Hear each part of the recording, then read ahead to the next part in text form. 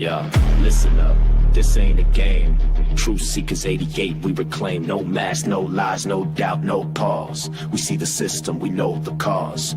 We ain't blind, we read the signs. Contracts twist, but we hold the line. Mike stands tall, the sheepdogs ride. Admin's watching, truth stays alive.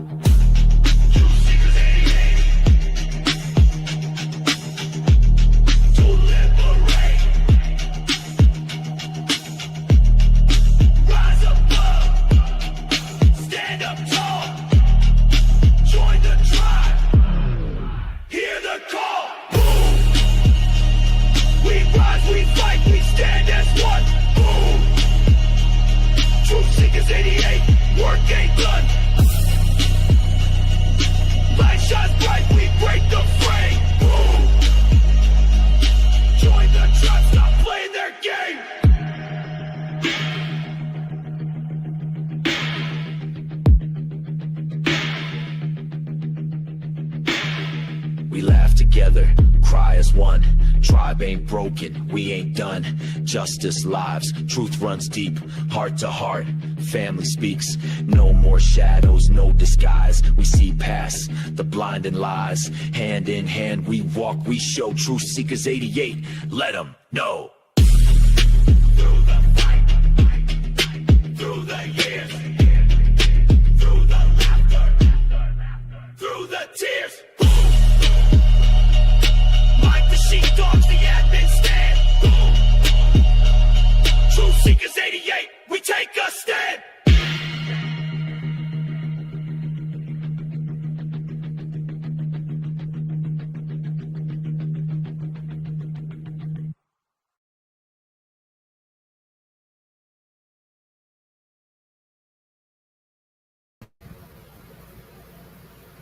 Hey, how's everybody doing?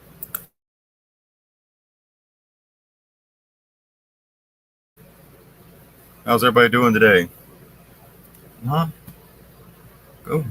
Come on, man. Let's get it. Let's get it. Hey, everyone. How are you? This beautiful Sunday.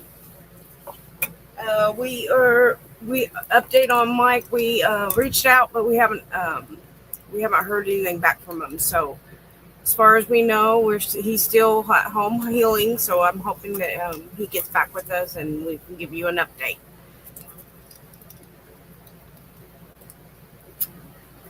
And update on Scruffy Lou.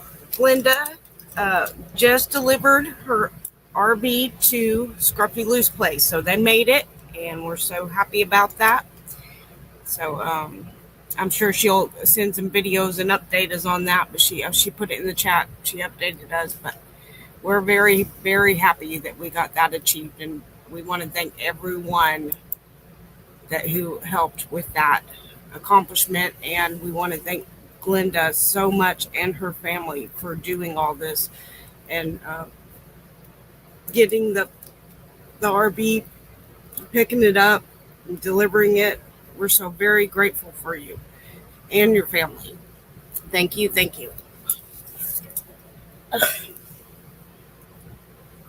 Hope everybody had a good weekend.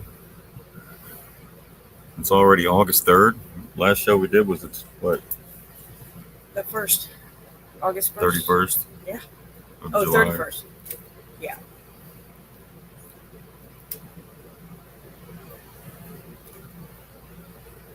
Hope everybody's spending time with your family, spend time with your pets.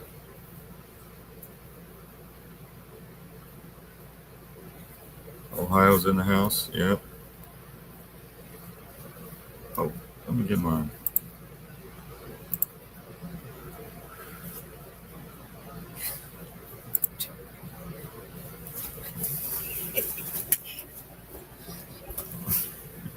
Alrighty.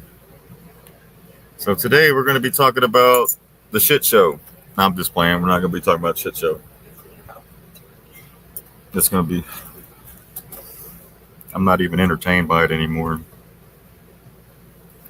No, it just stresses you out. It really does. But like we've said before, the corporation is being downsized, right? But they have something coming up. The AI digital. Before you can bring in something new, you have to dissolve something, right? So,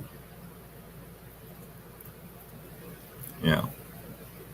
My mom should be coming home soon. How long has she been in the hospital? almost 2 weeks. 2 weeks now, almost. So she's going to be coming home. We're going to have hospice care.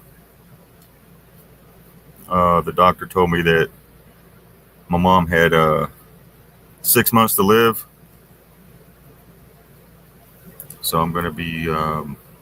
But we're not going to accept that. No, I don't accept that. So me and my mom, we're going to be enjoying our time. We're going to try to do the best that we can with the medicine, the herbs and stuff like that to help her. Hopefully we can get her to. We're gonna do smoothies and put it all in there so she won't know. Because she don't want to take, well, if you tell her she's taking something that she's never taken before, she gets skeptical. So right. We're going to be drinking some really good smoothies. Packed full of all sorts of herbs, detoxify her. But yeah, she's one of those that they trust the doctor, she trusts the medication, pharmaceuticals. So it's hard to get someone like that to go to herbal natural because they believe that the medicine's advanced, right? That's like old stuff that we've advanced by now, but actually that's not the case. So it's hard, but we're going to be tricky. Kind of, we'll put some.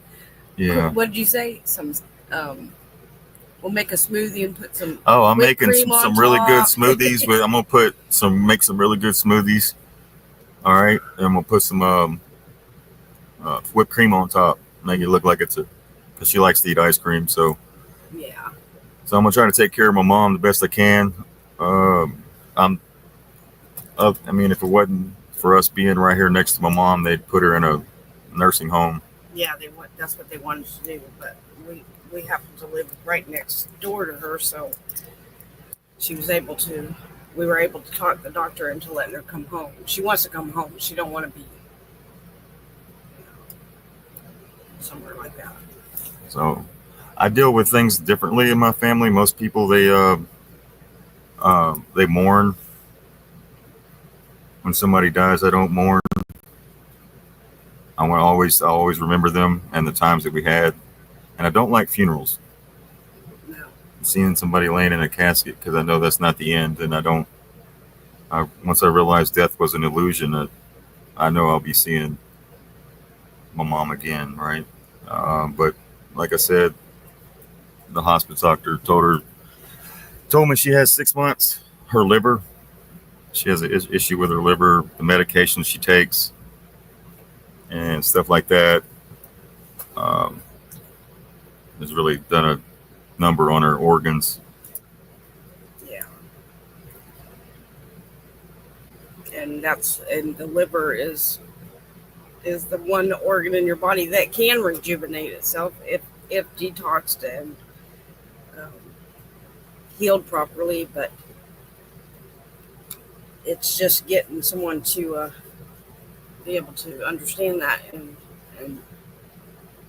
that's hard, but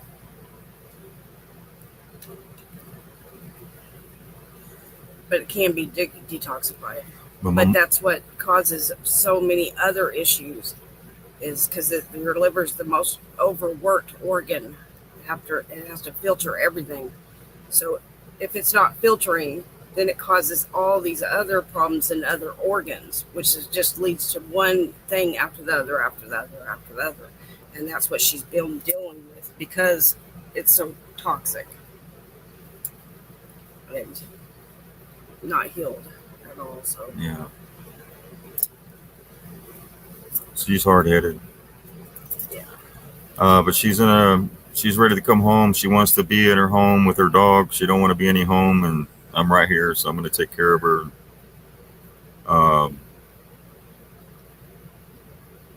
and we're gonna do some things. We're gonna live like we were dying, right? Like that song, "Live Like You're Dying." Right. Who sings that song? That's a country song, ain't it? Yeah, it is. It's the couple, Faith. Faith Hill and I forgot his name. whatever the other guy is.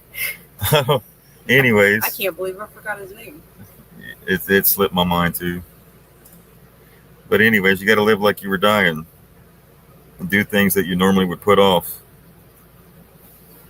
for another day, right? You can't live like that no more. That's You right. got to live like every day like but it's our last.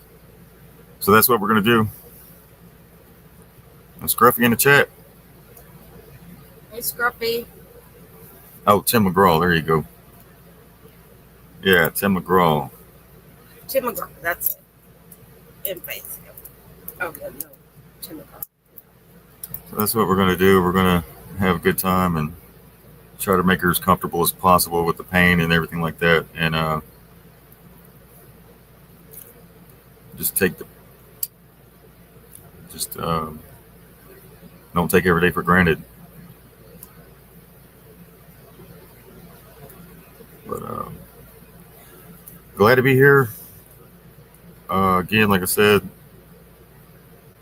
I hope everybody had a good weekend. We're going to get started. We're going to do a kind of cool little show tonight. We're going to talk a little bit about electroculture. I've been reading a lot about it. Got a lot of videos, a lot of different books, old books. I went all the way back to 1800s, 1920s. Electroculture isn't a thing because it's not good for the chemical companies. It's not good for the chemical companies. It's just like same thing with the gasoline, right? And the steam engines and the alternate ways of doing things. So with the electroculture, you don't have to have any fertilizers. That's right. That's why they didn't want it to flourish, right? Because the fertilizer company, the people that were making money selling some fertilizers, they didn't like that. Right. So let me go up here. So a lot of the farmers got duped out of that. They poisoned their land for profit, and here we are, highest cancer rates, et cetera, et cetera. And the food is the way it is. The not the what is that, the GMO, genetically modified ones that you can spray Roundup on and they don't die. Right. Yeah, then we eat it. Yeah, well, one thing about this electroculture is once you set it up, you don't have to do it every. It's good for decades. You don't have to, once you set up a certain spot you want to lay this out on, you don't have to do it every year. It's already set up. And it'll last you decades. Let me go up here.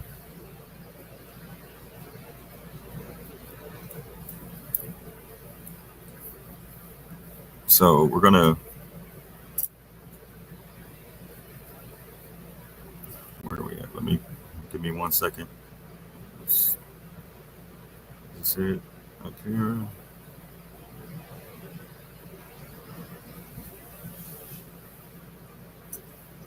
Oh, real quick, before I do all that electroculture, I want everybody to know that you have to give up your DNA. Yeah. You have to give up your DNA. In order to be a part of this digital healthcare, digital age, you got to give your DNA. And I will reference one Q post that did talk about protect your DNA at all costs, right? Because they can make your digital twin with your DNA for synthetic. Digital first and then a synthetic you, which they've already done with some of the elite. So Little side note, because that's important for people to know.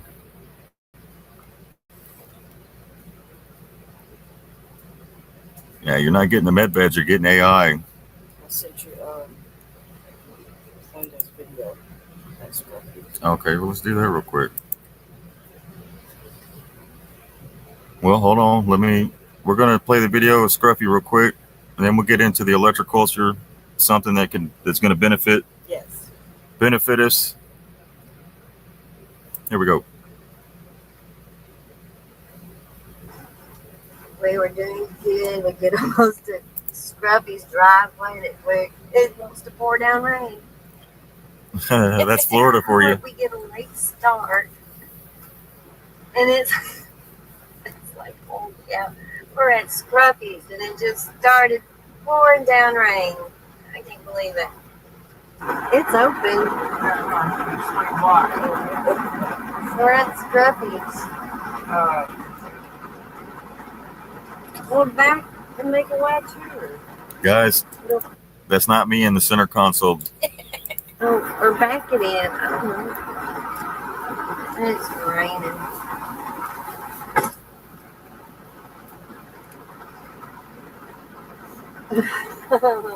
It did not start this rain until we get right almost to our driveway.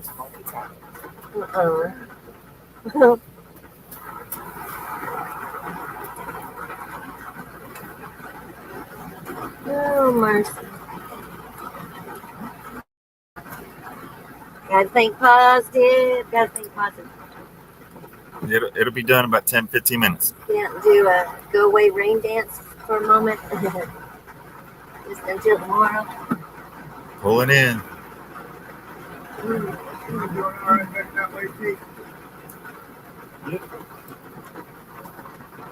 What a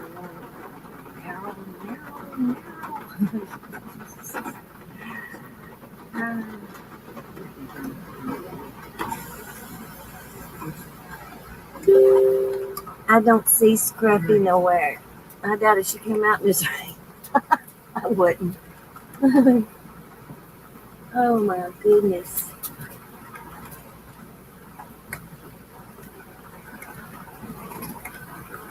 Oh, I wonder what rain's coming.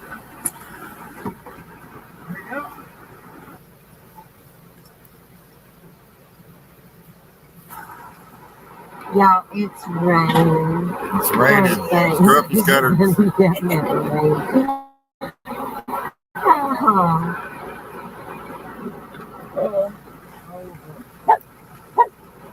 Yeah. We didn't bring a freaking umbrella or nothing. I wasn't expecting rain. We're not going to work.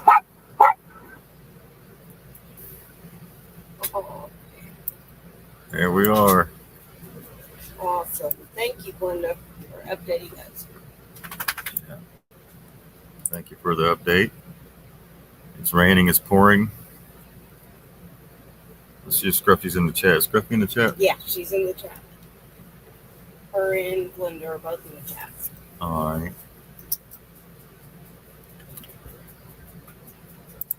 All right. So we're going to be talking about electroculture. You also have electrotherapy. The same thing that they use on electroculture is the same thing with electrotherapy in the body. Same thing with the rainwater when it gets impregnated by the electricity and it goes into the roots of the plant. Those plants seem to produce more. Same thing if a human was to drink the electrified water, right? Yes. Electrically impregnated Because it water. makes it living water. Yes. Mm-hmm. So just like nature, it has an effect on the body as well. So this technology you're seeing here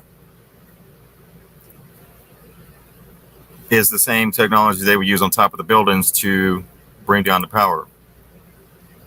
So electroculture, it grows everything by wireless. Now this goes all the way back to the 1700s when they started all this. It did really well in 1800s, and in the 1920s they had a meeting in France, and then all the chemical companies and agriculture companies said no bueno, can't have that. It doesn't make money because once you set it up, you don't have to spend any more money on fertilizers. You're good. You're good, and your crops Come out bigger and better and healthier and even tastier. They said. Right.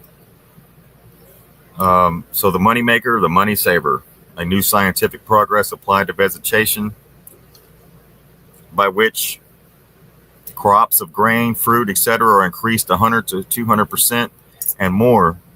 The use and inexpensive of the use and expense of fertilizers is eliminated. This is why this is not a thing. Vegetables and fruits are better. They taste better and they're larger. Grapes are sweeter, contain more alcohol, which means you'll have better wines.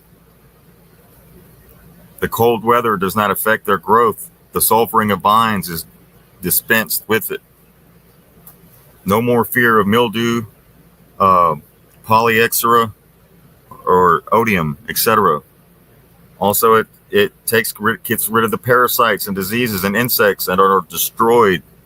Oh, it kills the insects and the disease. And the diseases that get on the vegetables. That's my problem with some of my crops is I have diseases. Worms and stuff and diseases, right? Yeah. It could be growing good as heck. Next thing you know, you look down there and everything's just rotting along the vine. Old fruit trees are rejuvenated and made to bear well again. In other words, if you have an older tree out there, you can test this on it as well. I'll show you how to do it. We got all the schematics, got everything. You could lay down you could put in one of these next to a tree and it'll start producing again. I tested this on a bamboo stick and I put copper wire running up it. Yes. And my mom had an old cactus that never fruited, never did anything. It just sat outside her house. So I stuck one of those rods in there and came back a few months later and the thing was growing. And it fruited too. And it fruited. Yeah. An old cactus that didn't do nothing but sit there. And the fruit's pretty good. In a pot. So sheep and cattle thrive better when fed on fodder grown by electroculture. Manual labor is economized. Crops are much hastened and your products will be sold at an early market. Electroculture is especially suitable in drought-stricken regions. You don't have to water it as much. Electroculture supplies humidity to the soil and therefore it eliminates the necessity of rain as it eliminates the necessity of fertilizer. Awesome. The apparatus makes its own electricity at no cost at all. No batteries required. Man, that's the kind of toys you get when you're at the Toys R Us. No batteries required. Yes. So they were selling these all over the world.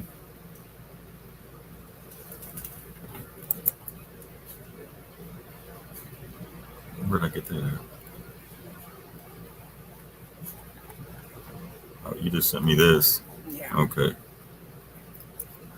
What's up more? How did I get it? If I'm way. Where'd you get what? How did I open that if I'm way up here? I don't know. Uh-oh. I think somehow you went back down. Yeah. All right. Hold on one second. Here's an old book I pulled, the Electrician Series, Electricity and Agriculture, and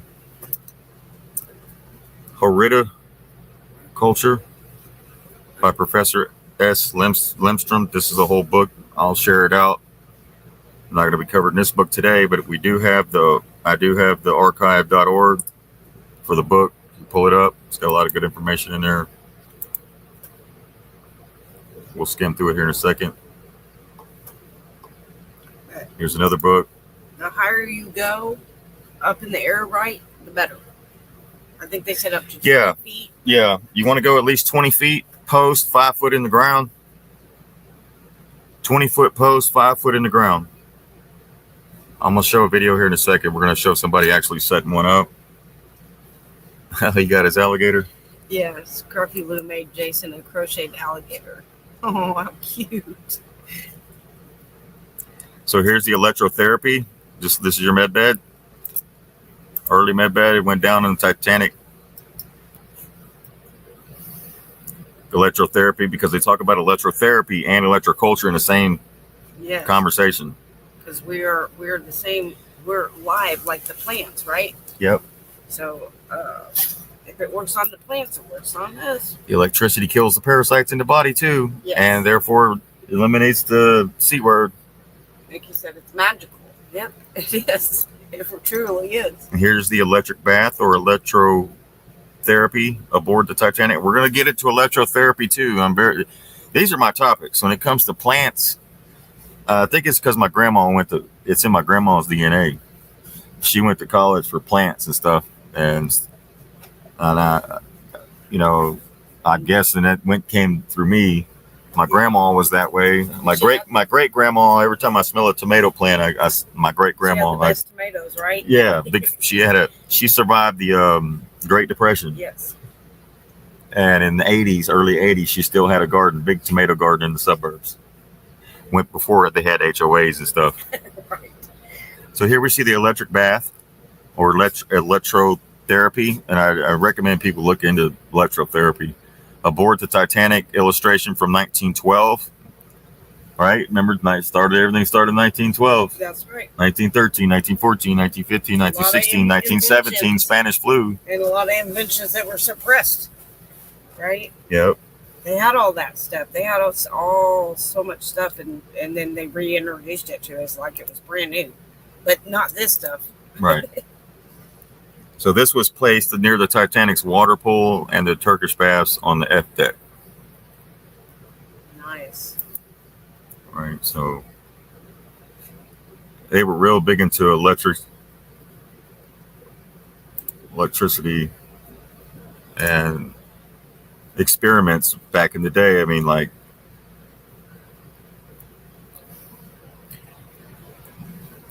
but let me go ahead and I'm gonna pull all this stuff up because I got to show you a lot of stuff in here. So the International Electrical Congress was a series of international meetings from 1881 to 1904. They were having meetings.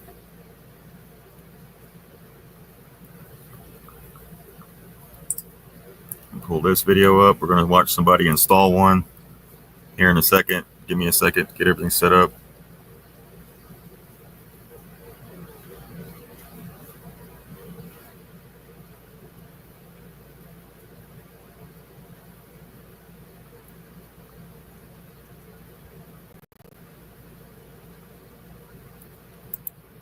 Here's some of the schematics. There's your post. You can put the apparatus at the top facing south. If you don't have it facing the right direction, it's not going to work. This is just like you would do on your grapevines. You run the wires just like you would a electrical wire to keep cattle in or livestock.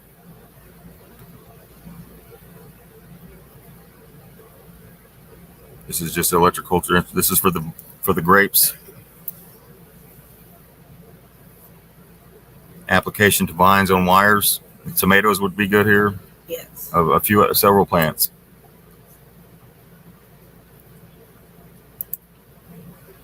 Beans, they climb, right? Peas. Oh.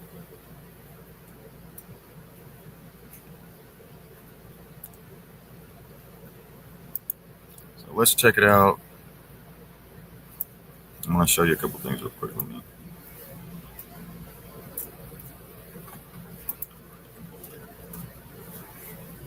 All right, here we go. So here's the blog.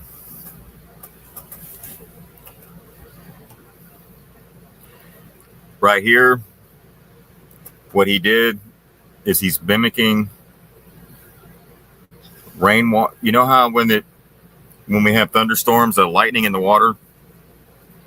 So he's mimicking this right here, impregnating the water with electricity and watering his crops. And you can also drink that water.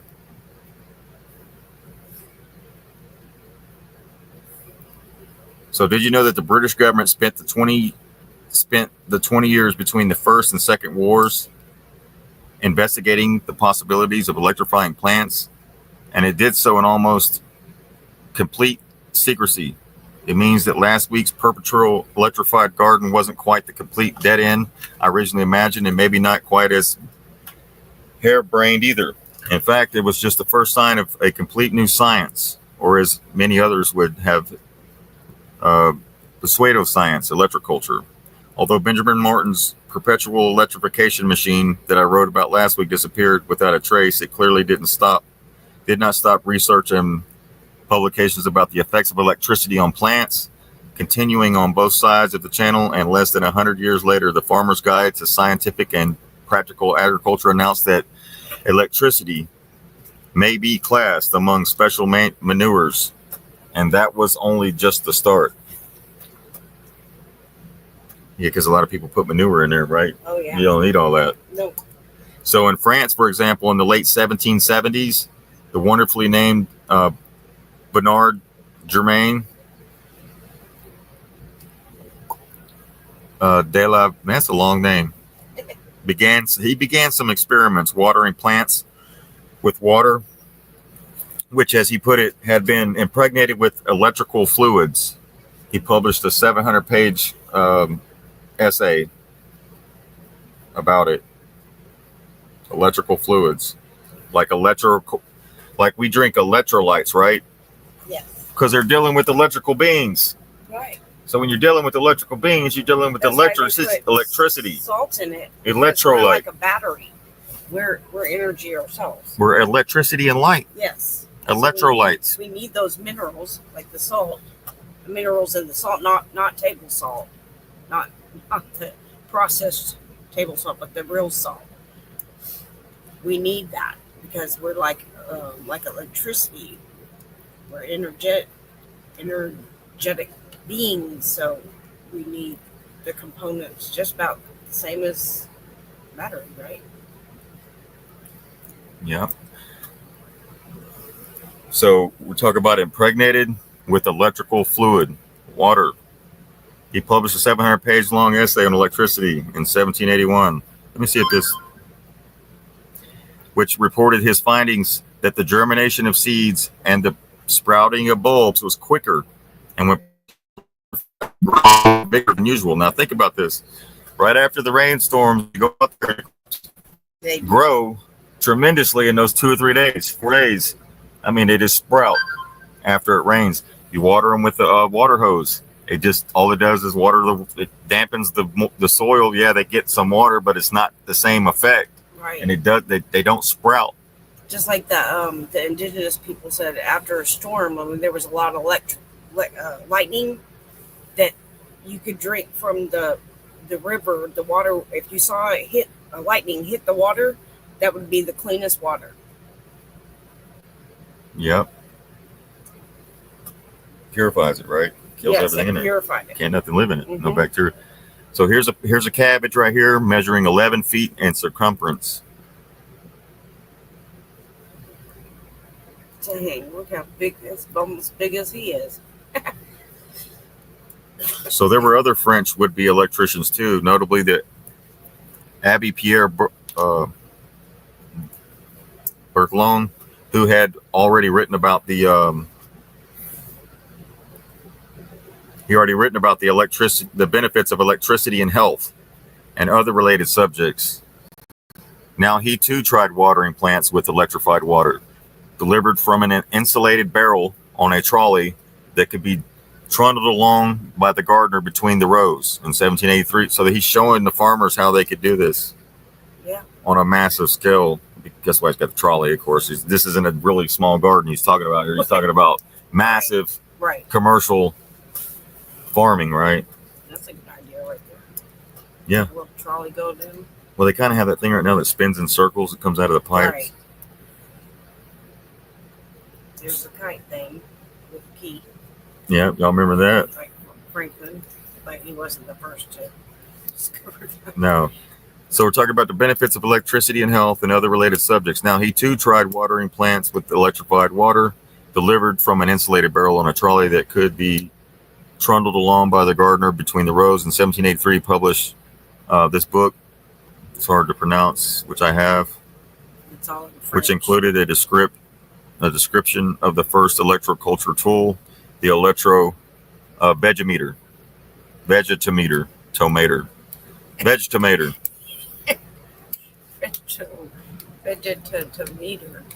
Yeah, it does sound like Tometer. You'll remember the story of Benjamin Franklin flying a kite to attract lightning. Well, that's what Bartholomew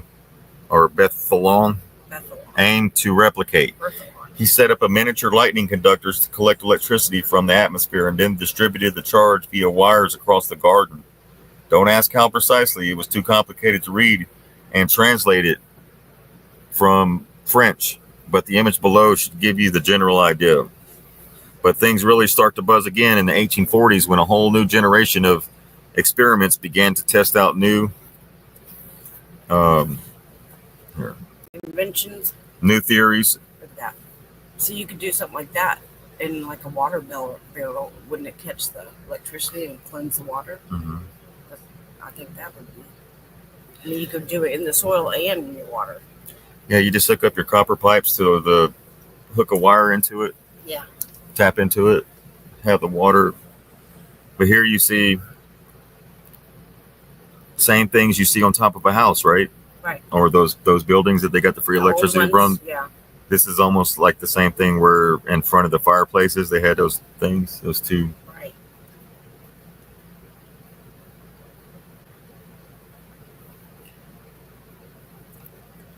So they began to test out new theories and report their findings in serious journals. This was probably due to the invention of what was called an earth battery.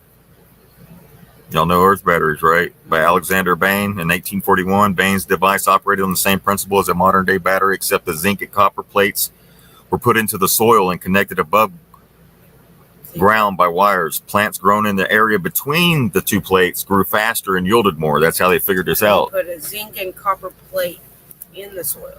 Yeah. Awesome. And they noticed that the plants around these plates or in these areas were growing faster, kind of like a septic tank. Right. How the grass grows around the septic tank real high. Yeah.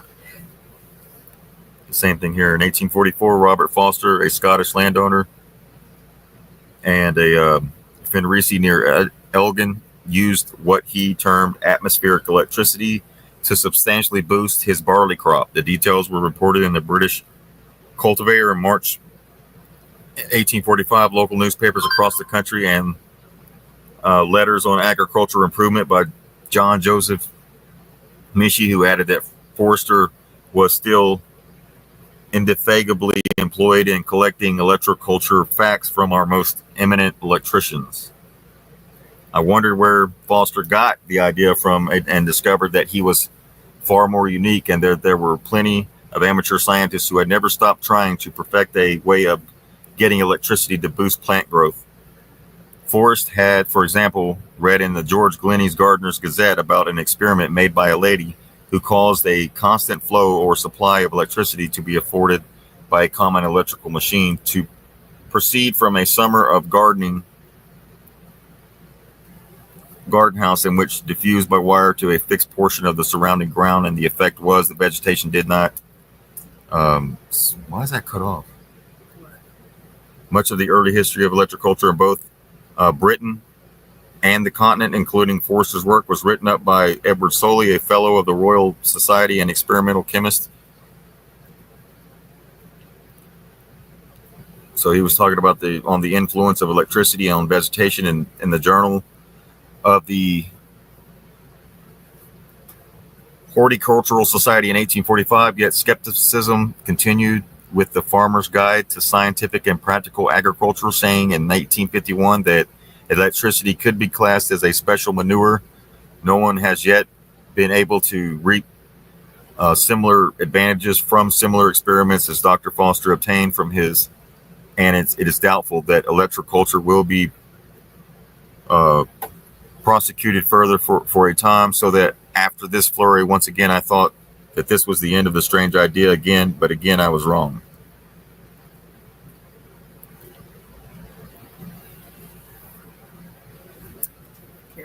Yep.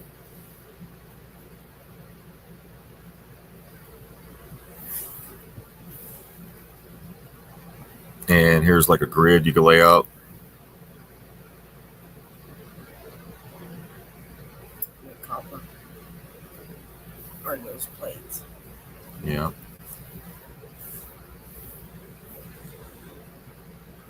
Eventually, in 1944, he published Electricity in Agriculture, and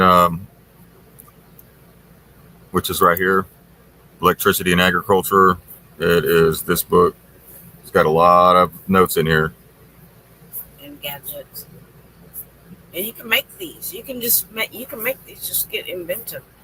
But he has a bunch of pictures. You can get some ideas of it. I already showed this. This is the book.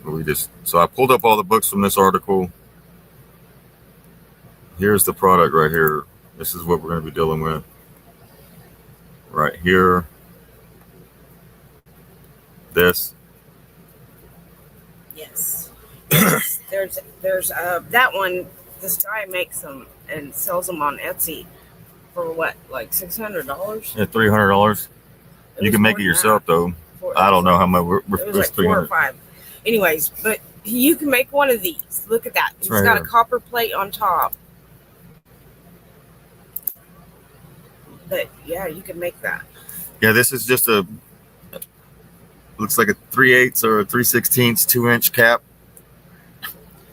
like an old metal fence post. You just need a few inches right here, probably 4-inch, and it screws in right here. Yeah, copper plate on This top. needs to be facing south. This is faces up. This is a copper piece right here on top with an opening, and this is a copper tubing that should be right here. And that's according to the diagrams from. Right, and then you put it up on a pole, right? Up in the air. Yeah. So here it is. We're going to get into this here in a minute. So his detailed findings that there was an increase of harvest of every kind of plant which has come under treatment, but also a favorable change of their chemical compounds, which made fruit sweeter and the scent stronger. So around the same time in France, the Agriculture Institute of Biavis, under its director, Father Paulin, began what they hoped was a series of experiments to decide once and for all when this electrical charging worked. Pauline refined Abbé Bertholin's electro vegetometer, devising an atmospheric antenna that he called geomagnetrophy. It installed initially in a field of potatoes. Plants with its reach were greener, healthier, and produced more potatoes. Later, it was tried in vineyards and produced sweeter, larger grapes that produced better quality wine.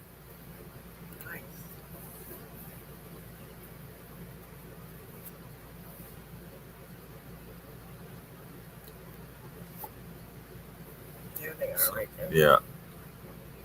Here's what we just. You can make these however you want. Yeah, yes. Some in the middle there. That's pretty cool. One's facing this way, the other one's facing that way.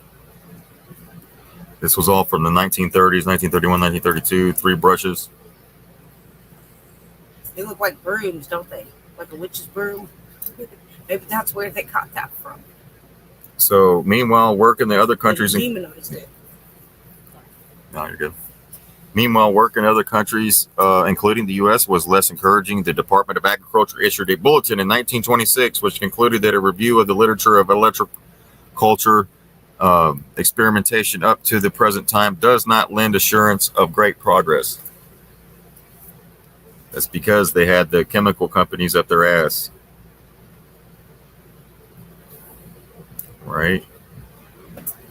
They had the. That's See, right. here's some of the that they grew. What are those greens? Those are huge. My gosh. You would never starve, would you? You could feed your whole community. So here it is right here. Yep. This is what we're fixing to see a guy install here in a minute. It's a whole diagram. French? Yeah. No. Anyone speak French?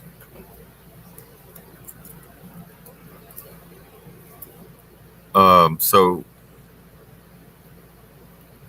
the guy's name is, what's his name? LaFleur? Christo. Justin Christoflew, something like that. Yeah. So he put Christoflew. Christo in his last name, and he has the J as his first initial. And flu, like fluid. Christos fluid. That's what I think. Yeah, I think he made that. Like, he did the JC. right.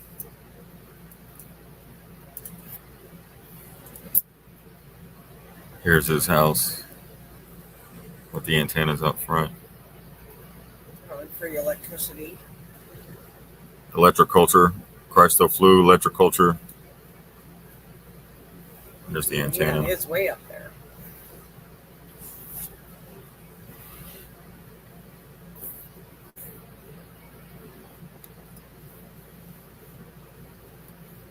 So things were definitely not secret in France, where Justin Christoflew, and an engineer and inventor, wanted to do away with chemical fertilizers, but still improve plant growth, rejuvenate old plants, and deal with many pests and diseases. He experimented in his own yard, electric vegetable garden, using what he called the electromagnetic tarot celestial power. It was well reported in gardening and even national press and he traveled the world lecturing, eventually writing it all up in electroculture, which was also translated into English. More than that, he patented several devices which went into commercial production, despite being persecuted for his inventions by lobbyists from the agrochemical sector. Over 150,000 of them were sold before the war broke out in 1939. And they had to close the factory. Think about that. The wars. Look at what the wars have done to our timelines. Yeah. So here we got it. The lobbyists from the agriculture chemical sector won, as we can see, fast forwarding to 2025, where we're at right now with the cancer rates and stuff like that, and the farmers out there trying to maximize profit, spraying their damn when they could have destroying their land with all this chemicals. When they could have used this the whole time. That's it. Mm-hmm. But this doesn't make money. Right. For the deep state. This doesn't make money for the one-time deal. You don't have to keep buying. No. Like you have to keep buying pesticide. You have to keep buying fertilizer. You have to keep buying all the stuff that would take care of it all. They don't like that. So he was persecuted by the lobbyists of the agrochemical sector, of course. Christoflew still commands a lot of interest, and although he died in 1938, has his own Facebook page. As a result of all the work of these early researchers, there was plenty of evidence and even of a variable quality, and they kept asking the question, how can we make this work better? But there was no convincing answer as to why electricity had these effects.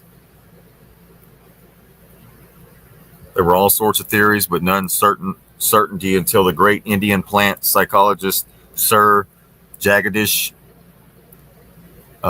Chandra Bose devised incredibly sensitive equipment to prove that plants respond physically in the same way as animals and humans to electrical impulses. This was written up in a series of books, including Response in the Living and Non-Living, 1902, Comparative Electrophysiology, 1907, and The Motor Mechanisms of Plants, 1928.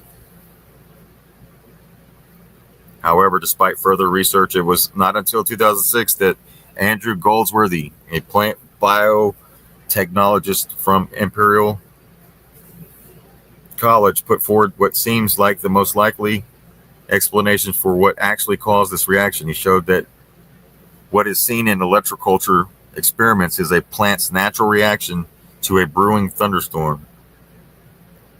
Right? Physics, meteorologists, and other scientists, please excuse my poor attempt at summarizing what I think that means. Plants need water, so plants in drier locations gain an evolutionary advantage if they can quickly maximize their use of sudden downpours. such as produced in a thunderstorm. That's what I'm saying. You impregnate that water with the electricity and it hits the water. Yes. And if we can get this, if it's working on the plants, then it's going to work on the animals and it's going to work on the humans. That's right. So you can clean your water with electricity. Yes, it would be pure. Thunderstorms carry on electrical charge, and somehow plants have learned to read that as a signal that heavy rain is imminent. What lab experiments showed was that the optimum electrical charge to be applied to plants is to increase yield turned out to be similar to the charge in a thunderstorm. When it receives the charge, a plant activates genes and speeds up its metabolism, which includes increasing the rate at which roots can absorb water and thus encouraging growth, etc.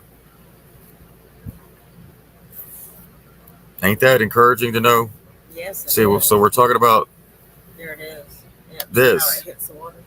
When this electricity goes to the rain and the water in the sky, when you're having thunderstorms, that water is amazing. It's I don't care what they. it's charged. Yeah. Yeah, and that every time that we've had a thunderstorm with the lightning, like our radishes just popped up. We had some lightning the other night, and we had some radishes barely coming up, and they just popped up like they grew like 2 inches, didn't they?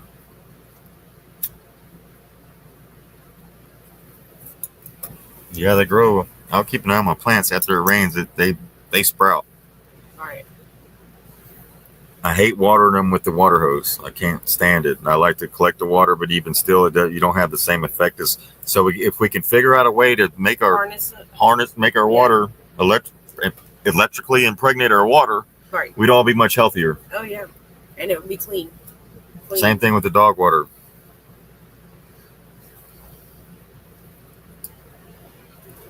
So what was it about the thunderstorm?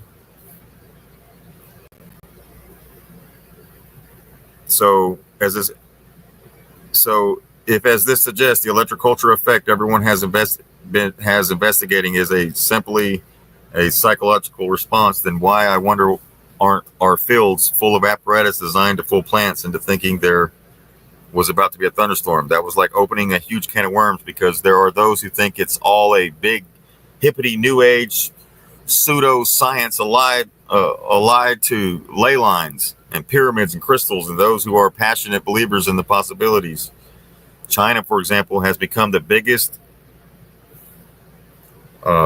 protagonist with 3,600 hectares, 8,895 acres of electrified glass houses already, as can be seen in a 2018 report from the World Economic Forum. They're already doing it in China. Yep.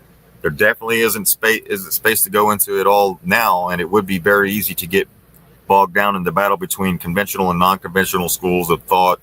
So rather than suggest one or two starting points for further research, as I usually do, why not just try a simple Google search for electroculture and follow the sparks, electrotherapy, Yeah, if they can, et cetera, et cetera. if they would do that, they could clean all our water, right, and the soil, on a mass scale. It would clean up all that poison that we've had. It's embedded in our soil. So what this could be a service. This is something that the farmers need to pay attention to, and also all homesteaders need to pay attention to this. Definitely.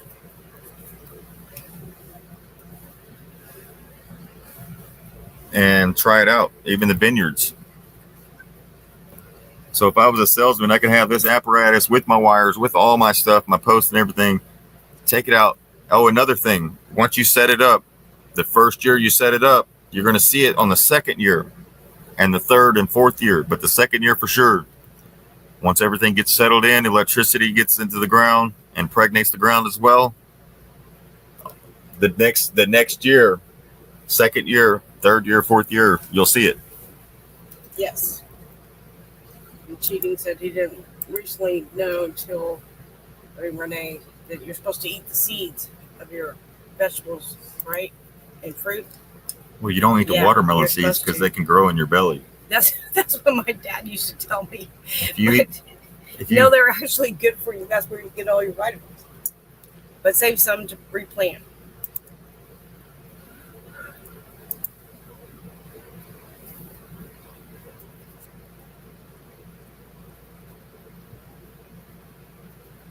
oh, 1 second, it's taking my computer, trying to get it set up Well, here. we also just discovered the microplastics. They're everywhere. Yes, on the farms. And they found out the one thing that dissolves the microplastics in yourself is kimchi. Most people don't like kimchi. I like it, but it's the fermentation, or just eat a lot of fermented like you can ferment vegetables, eat a lot of fermentation.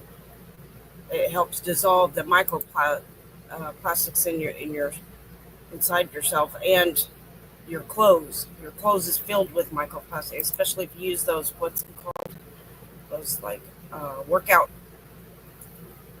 pants and stuff. They're filled with microplastic. When you go back to cotton, linen, flax, that kind of stuff. They're expensive though.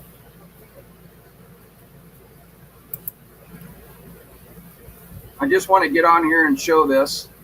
This is my Justin Christoffel apparatus for agriculture, or some people call it an apparatus for electriculture.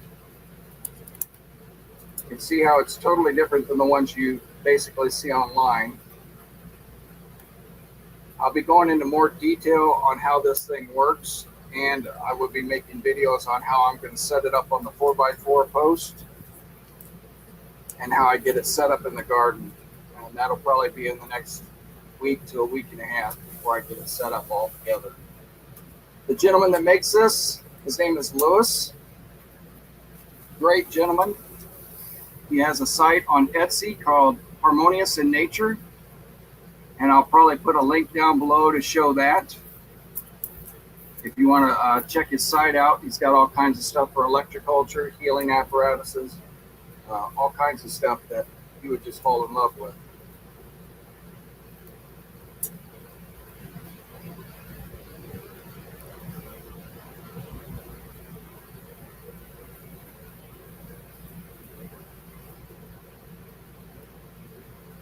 It says electriculture apparatus. Right. If you have any questions, you can contact Lewis at Harmonious in Nature, and he'll be more than welcome to answer any questions you have on the apparatus itself. And like I said, I will be posting videos on how I set this up on the post, how it does for our garden, and we'll go from there. I'm going to be doing periodic videos to show the steps that the vegetables are taking with this thing up in the garden. This thing is a work of art.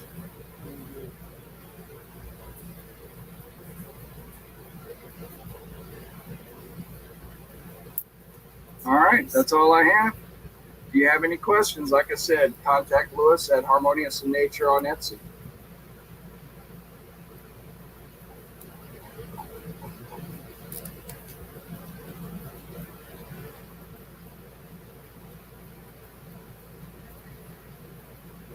This is the length of the piece.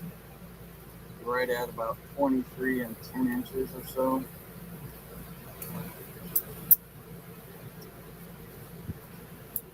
And it sits just below. You turn the apparatus face over. The bar that goes through the middle, you want the wood to sit just below that so it doesn't touch that piece rod there.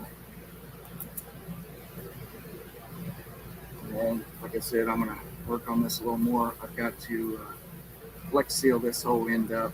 I'll probably sand it down a little bit. And Flex seal, you could put tar on the end of it, or you could burn the ends of it. Yes. seal that in so it looks all nice and everything. And then tomorrow. So basically, you don't want the apparatus sitting that pipe sitting on top of this, because it's like touching a cymbal when you hit it on the drums, it Right. stops the vibration. So you want it hovering above the post. Here we go. I'll install the base, get the nut in, and show you how I did that. All right, that's about it. All right, I got the nuts cut out, got the hole drilled where I need it, where the apparatus sits down on it. You can see right there. And I've got the first coat of Flex Seal on there, which is going to seal up the wood. I'll come by tomorrow, put another coat on there, light coat, let that dry probably until Thursday. And Thursday, Friday, I'll try to put the apparatus on, but we're supposed to get some rain Friday, so I might have to hold off and put it on later on. But it's coming along good. That's a long piece of wood.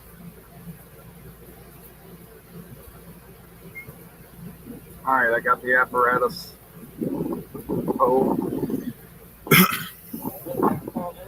It's laying down flat right now. Still have to run the insulators down the whole length. You can see how it's mounted.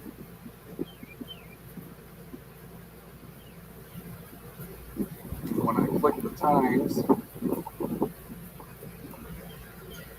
Did y'all you see feel the that? vibration all the way out. Watch this. I got to show y'all this because the camera picks up the vibration that he couldn't see, Oh yeah. but when he hits it, you can see when he thumps this. Right here, he's going to thump this one and watch it. Watch it. This one right here. See it? You see the wave that the rod just made? You feel the vibration. See it again.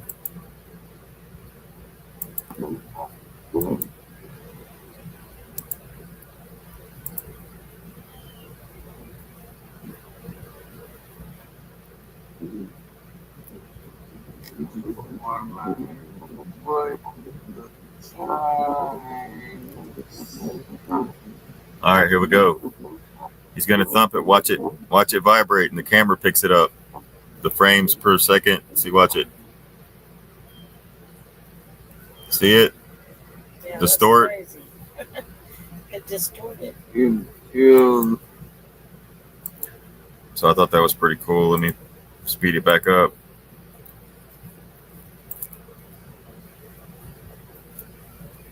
the vibration all the way out to the end. The horizontal rod, or the vertical spike. You can feel it all the way down on the vertical spike,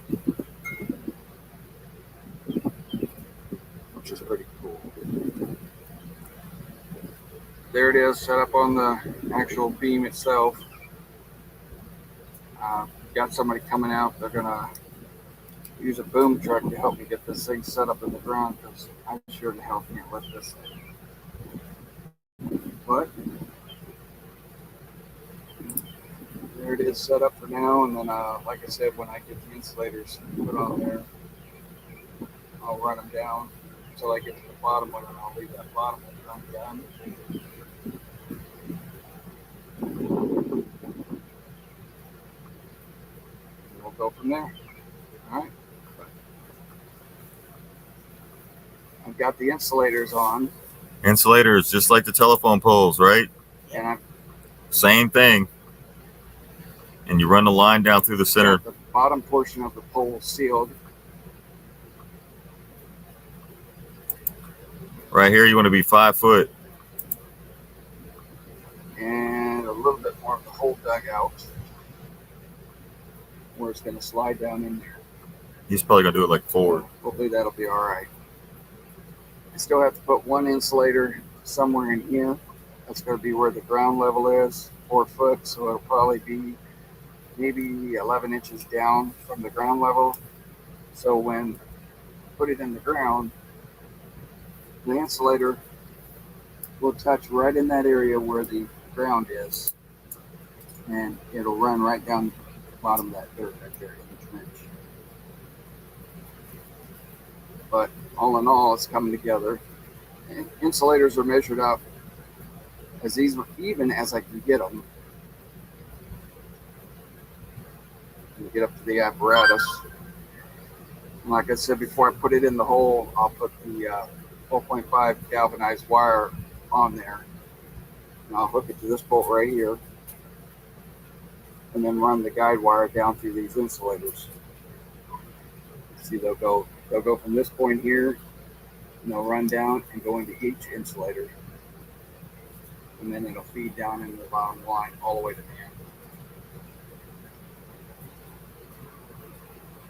end. All right, got the pole set in the ground. I'll show you the pole in a second, but I wanted to show you the guide wire.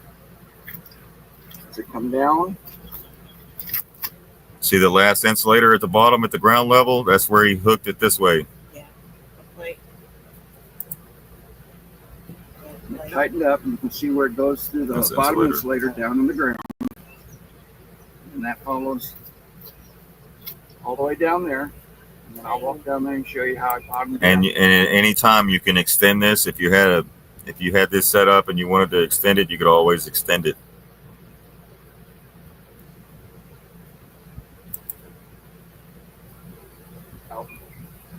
I'm going to back up.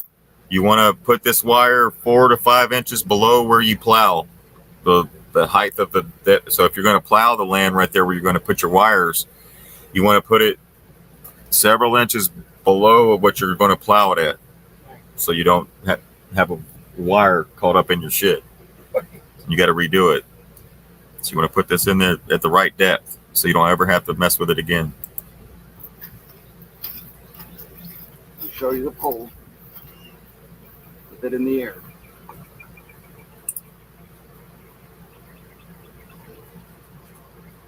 Twenty feet up, 20 feet up, and higher. The higher you go, the more electricity. Around this way. Get a better view.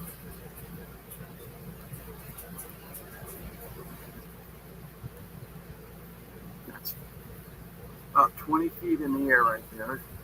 And the guideline is really zoomed in a little bit. Really tight coming off that. And this has to be facing south, this bar right here, or none of this works. If you don't have it facing in the right direction, north and south, the magnetic poles, right. because we're using electricity magnetism, right? Definitely.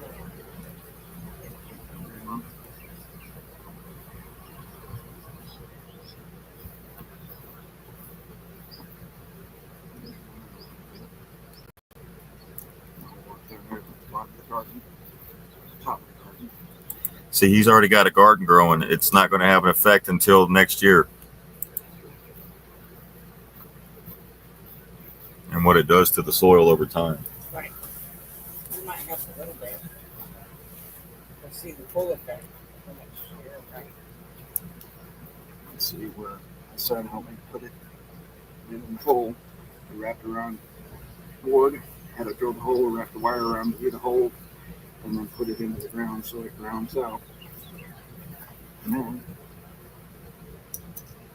I said, we'll follow it all the way back up. And I'll zoom in real quick. There we are. It's got it up there. Got it up there.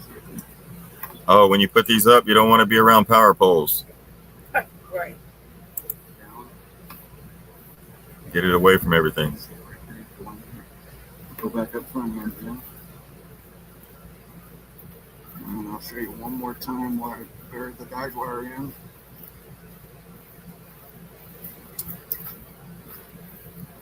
Where it came off the last insulator. Shout out to my son's father. He actually welded a piece onto the insulator that brought it out about 4.5, 5 inches from the post. Kind of like what Christopher Blue did on his. But we kind of had like a little makeshift, but this is, let me show you this.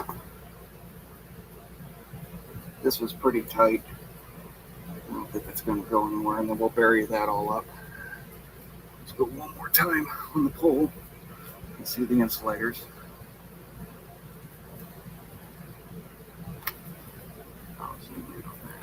His neighbors think he's crazy, I'm sure. Yeah, but they'll be jealous when they start seeing this crop. Sitting on top. All right. If you have any questions on how I did it, just contact Lewis, and he'll get a hold of me, and we can show you how we did all this. It's in the air. Hopefully that'll be there for the next 20 years. Oh, and by the way, it does rust a little bit. I wouldn't worry about that. Yeah, I don't see why not. Nothing. You can't see it right now, but Just have to climb up the tree, Well, I guess. because the trees themselves Or steal most of the electricity from the atmosphere Oh, anyway. that's true. That's true. Well, good work. Well, when you're dealing with farmland, most of the farm there's no trees, right? Yeah, that's true. But if you have one nearby, you could do it. You Yeah, have to yeah, climb I up don't that see why not. tree and put that spiky thing on top of it. a little bit of oil on there, but I forgot. I'm not really worried about it. All right, let me back up and get a shot from the garden on the backside.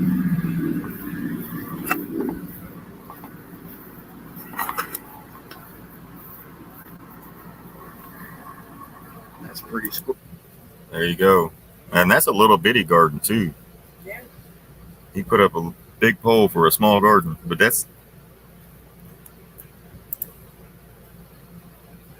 but you got to start somewhere, right? Where facing magnetic south.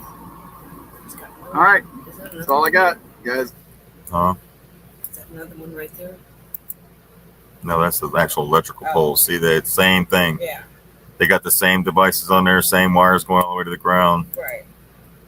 So, All right, that's all I got, Do that guys. and get free electricity let me know what you too, think. huh?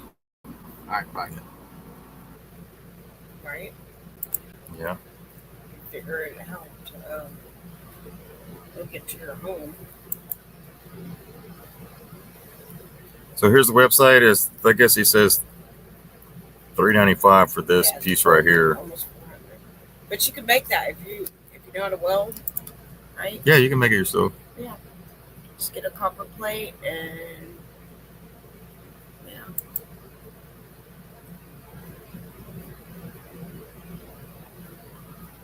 Pretty cool though. Or you could just buy it. But he went to his website on Etsy and he has the molds for if you want to wrap the wire like in a spiral. It's like a mold that you can form it around there so it comes out perfect. And then like for your garden, when you want to put it on like a stick or a bamboo, it's pretty cool. He's got all sorts of molds to wrap your wire around.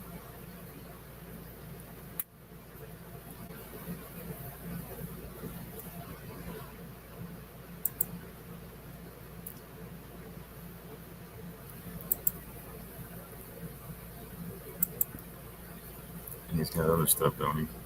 Yeah. Yeah, are the all this. molds. This is the bed. Oh yeah, that one's cool. It's like it heals you, right? At night. It's like a triangle, a pyramid, but it's all copper. Those are the molds to do like the. So cool. Yeah, this is how they use the flat coil winding. Yeah. It's a winding Free jig. coil. Here's the. These are easy to make yourself. Yeah. You can do that Some people too. put their plants in the middle of this. Some people put it above their bed. Energy generators. Granite and quartz energy generators. This is the big reason why they removed all the pipe organs out of the churches. Yeah. Or cathedrals. See all the stuff above the antennas. And they removed all the copper pipes out of the homes, which was terrible because now we use PCB, which is horrible, and the copper actually cleans your water. Ugh. But they took it all took it all out.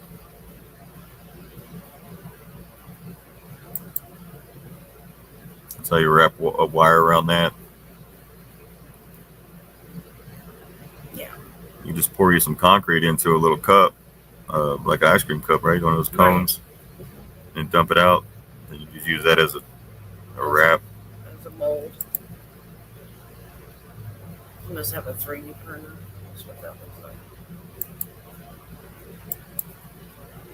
So you can wrap it around the mold and have a perfect little.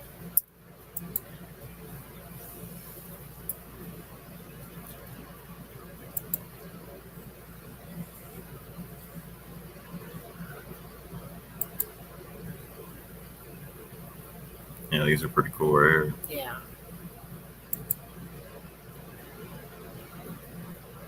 So where they put the quartz crystal in the middle. Yeah. Flower of life.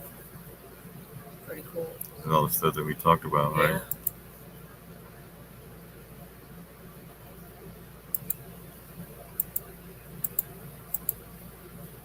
Here's the old dog. Yeah.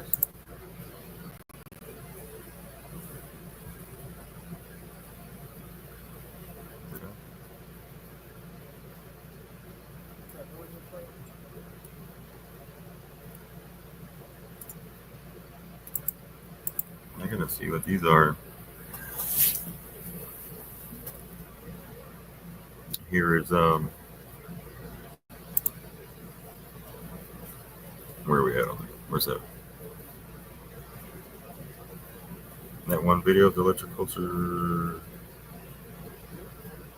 Oh, it must be down here.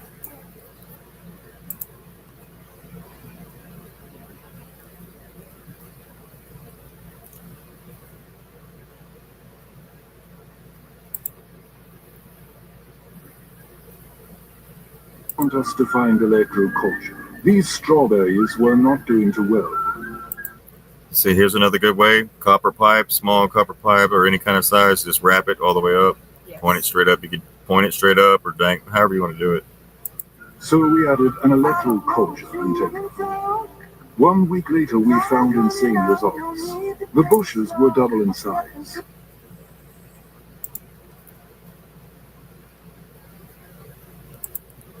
Oh, that's funny. That's my piece that somebody took. Yeah, isn't that crazy? Took that. Hmm? Like, Right. yeah, I just posted this up there. Uh-huh. That's why I was like, wow, why am I way down here? Because I did this. I found the same paperwork. Right. All right. Where's it at? Right here. Oh, That's still water. How goodness. look, he just did a video. You just posted right here. You just had it. You were gonna play it, right? Is that it? No. No, he's talking about the water right there. I'm No, talking no, the other electroculture. Yeah. You just had it. I thought you posted it up here. I did. I said play that one. Here it is. All of their work and going, this is remarkable. I can take a copper antenna and I can pop it into my soil and I can Victor's work.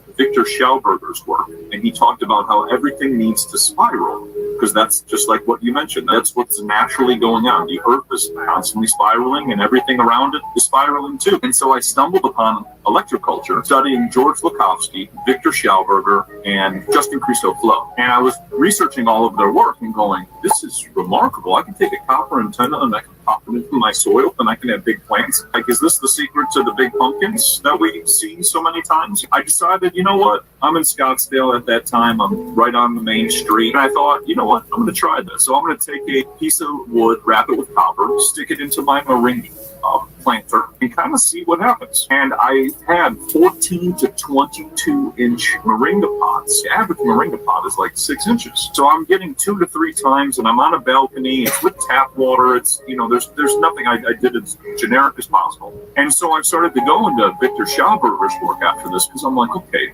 Nobody knows about this. 1940s, I find out, Victor Schauberger, what he did was he presented this information to the Bulgarian government at the time, and he said, if you guys use copper tools, you'll yield more food. Also, yeah, the copper tools, the copper Oh yeah. they hoe, have, the copper shovel. Copper. What's it called? I forget what they're called. Hose. The shovels. gardening shovels and stuff. Yeah. If you use all copper, you can buy them. They're on Amazon, but they're expensive. But or you can make them. Figure out how to make them. That would be a good trade to get into, right? Doing this electric culture and making copper garden tools. That'd be a good craft to get into.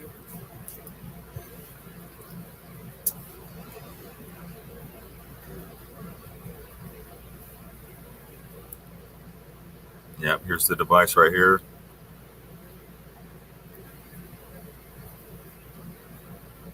That one's in English, yeah.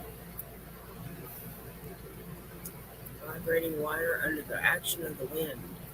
Yeah, electricity of the floating air carried by the clouds.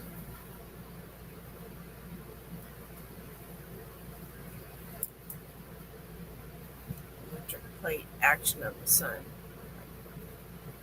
That one. Yeah, Action of and the then the rain. pile action of the rain. Opposed.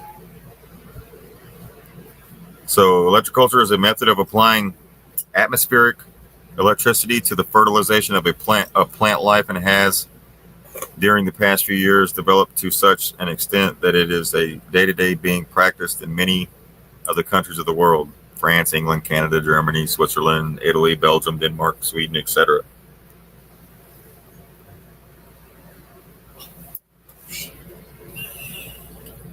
Its success has been so marked that there are upwards of 1 million apparatuses in use in these countries.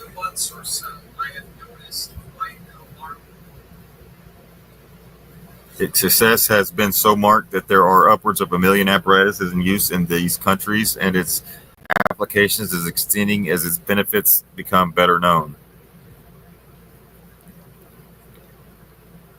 So he's the discoverer of the process, well-known French scientist J. Christoflew, who devoted years of research to developing it. So we're going to look at the apparatus must be firmly placed on a post of at least 20 feet from the ground, with the horizontal pointer pointing the direct magnetic south and the perpendicular pointer to the sky. So this to the sky, this south.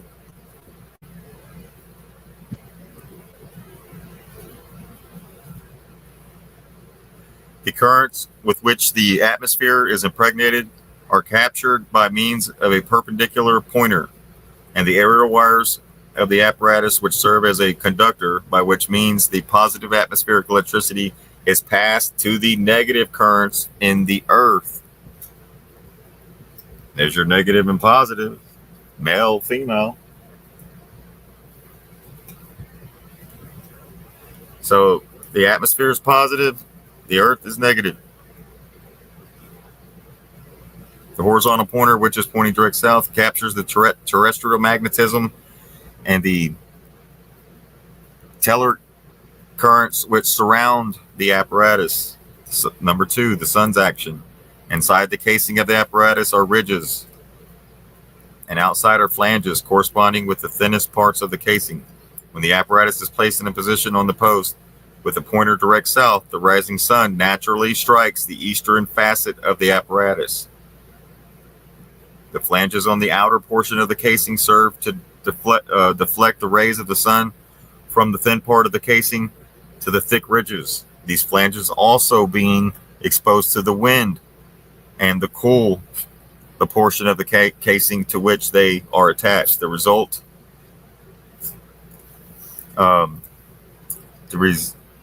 resultant difference in temperatures causes an electric depot or store due to the metallic particles. The same action takes place later on in the afternoon on the third facet, or the western side of the apparatus. Thus, during the whole day, the sun creates an electric depot in the whole apparatus. Thermopile. Attached to the lower portion of the stem of the apparatus is a tube which consists of two pieces of metal, one being copper and the other zinc, joined together by two solderings and connected to the main stem so that one of the solderings is exposed to the heat of the sun while the other, being underneath, is shaded from its rays. Excuse me. This forms or generates an electric current from the copper to the zinc. That is a negative and positive current, which is from there transmitted to that portion of the apparatus to which the zinc is attached. The whole becomes a thermoelectric magazine and is brought about by the action of the sun's rays and a contact of the zinc and copper metals. The effect of cold and frost. Cold and frost both engender electricity due to the differences of temperatures transmitted to the walls or casings of the apparatus in the same manner as described in the preceding paragraph under the heating of the sun's action. So the effect of the wind. The wind, when blowing through the aerial wires, causes them to vibrate, like we've seen in the video where he thumped it. Yep. And that captures the positive electricity with which the air is charged. Effect of the rain. On the top of the apparatus is a zinc saucer to which it is riveted a copper plate. The very contact of these two metals alone is sufficient in itself to form an electric depot or store, and moreover, the saucer forms a receptacle for moisture caused either from the humidity of the atmosphere, the rain, the frost, or the dew. This action on the zinc and copper saucer converts it into a Baltic battery.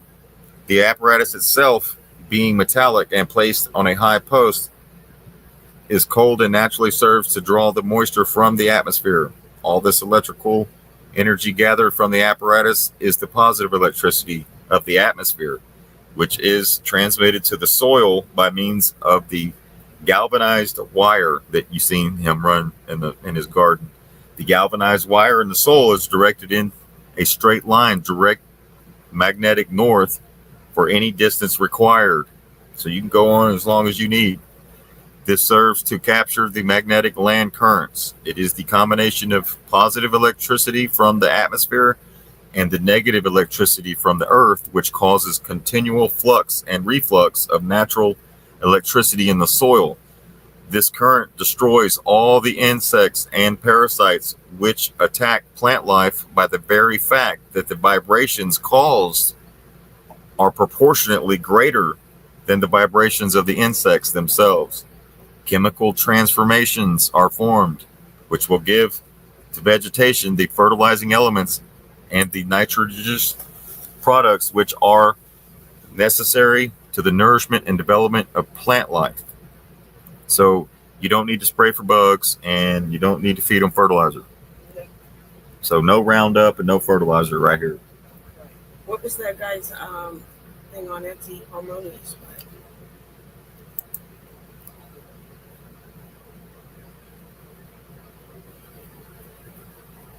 You can share it out. I got it right here on the apparatus. Just share this right here and it's got it right here. Okay. It's called, hold on, here, I got it. Share it out. Right here. You talking about the apparatus? Yeah. Yeah, his page is he's in Oklahoma. I'll share it out. His page is, yeah, you'll have to share it out. It's Christo Flu Electroculture Apparatus.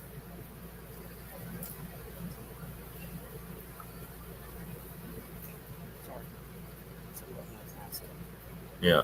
So here's all the different apparatuses and stuff that you can make these stuff at home as well. But if you can't, some of these are kind of technical.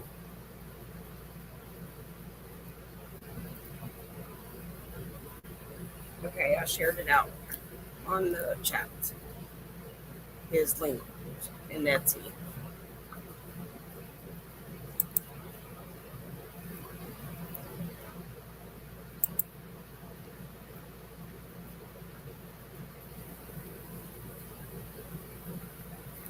Yeah, here's the other book for electricians. This is from Cornell University, Electricity in Agriculture and Horticulture. This book was written somewhere between 1838 and 1904, publication 1904. This book right here. You can get this on Amazon.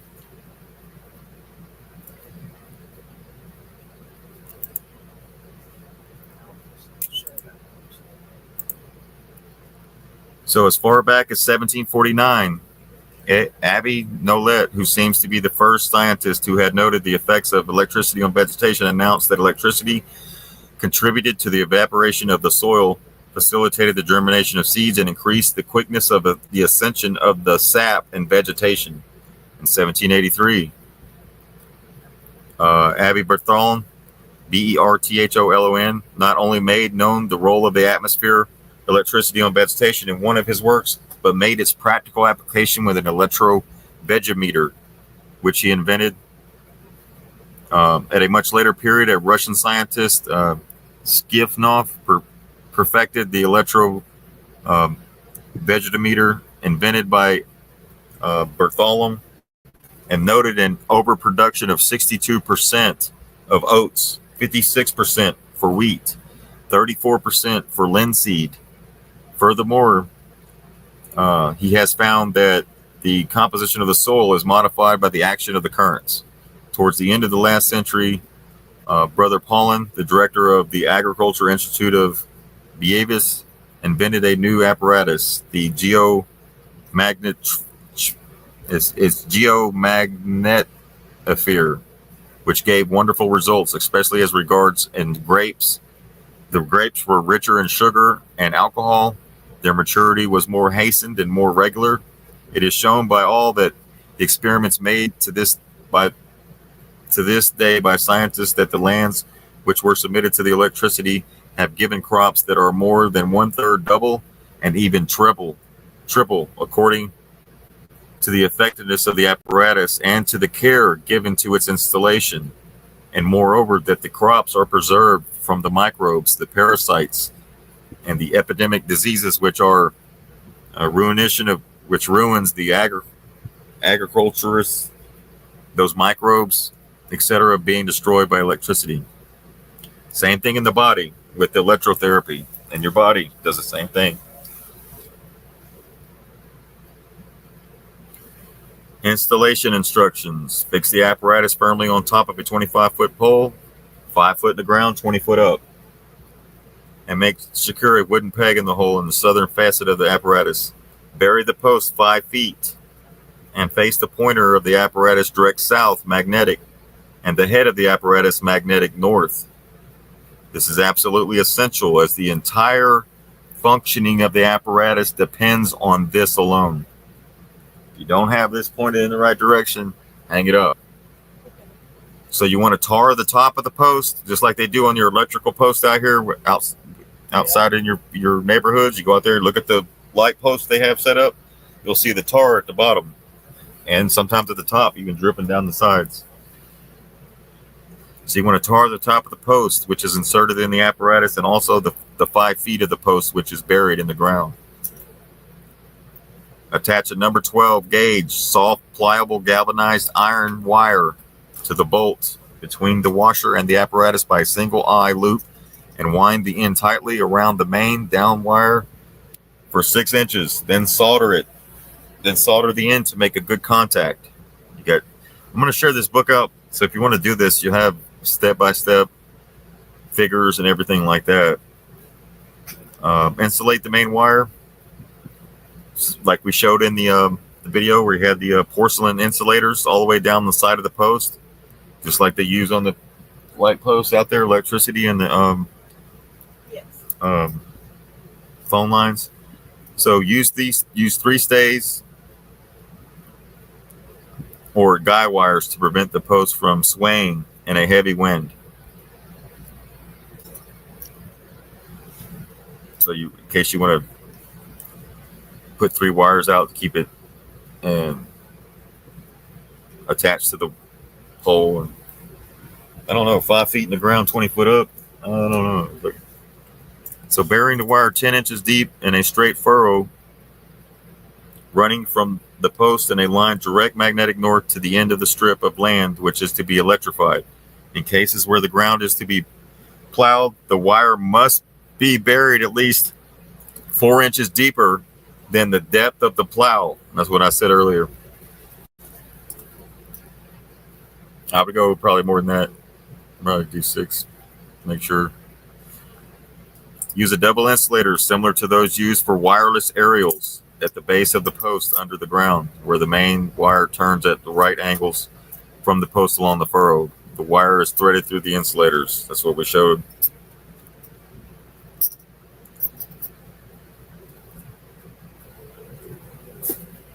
So when establishing the correct direction for the furrow with a compass, it should be placed on a piece of dry board and never directly on the ground or within close proximity to any iron matter or wire, etc., as the earth's currents and iron will influence the compass. So set your compass on some wood or hold it. The successful working of the apparatus depends entirely on the precise direction of the pointer of the apparatus being south magnetic and the underground wire being directed magnetic north.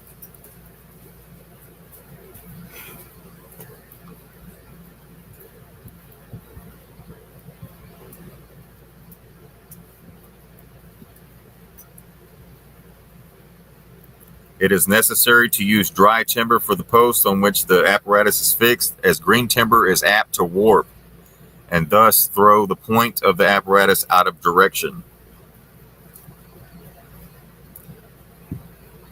So it is advisable to test the direction of the pointer from time to time in case the post is twisted.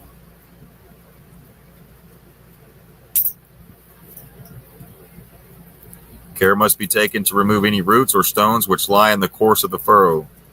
The wire must not be wound around the insulators on the post, but just passed down the side and made fast to the insulator by the means of a piece of light gauge tie wire. So application to vines provided with wires. We have what I show. It's just sideways. I had to take a screenshot to show this for you earlier. But that's how you do your. So the electrifying of vines that are on wires is simple, very simple, and is considerably helped by the wires, which are themselves charged with electricity. As the apparatus influences a strip of ground 14 feet wide, if the rows of vines are 14 feet or less apart, it is advisable to place the post with the apparatus on it at the southern end between the rows, and run the wire in a straight furrow down the center of the rows to point a direct north magnetic from the apparatus. So it gets really detailed. Here's another layout, couple posts, 4 of them. Yeah. Showing you all the different ways you can do it, right? Yeah, if you have bigger land. See, this is for a bigger, huge. You set several posts, run the line all the way out. Huge crop. Yeah, but think how much money you would save. Yeah, you wouldn't have fertilizer. If you had you wouldn't a big have piece of land, it would cost a lot for all the. I mean, it would cost, to get all the stuff. But once you've got all the stuff, that's it. You're done.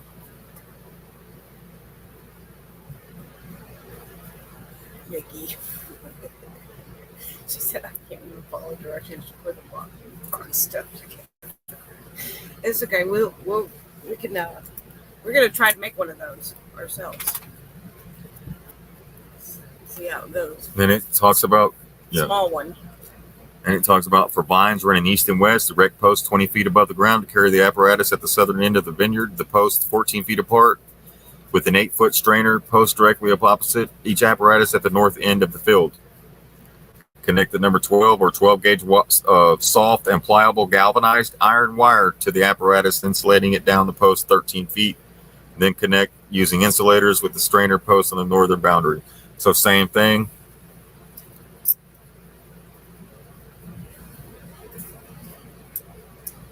The effect of the apparatus on vines, apart from destroying insects, parasites, etc., by the bearing fact that the vibrations caused in the ground are higher than the vibrations of the insects themselves, is to create fertilizing matter and the nitrogenous products which give to each vine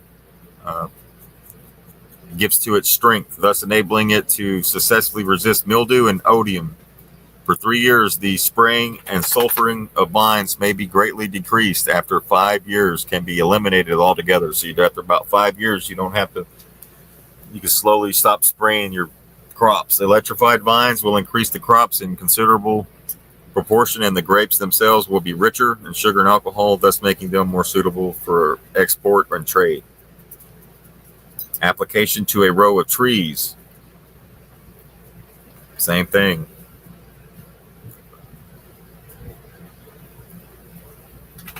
Yep, same thing.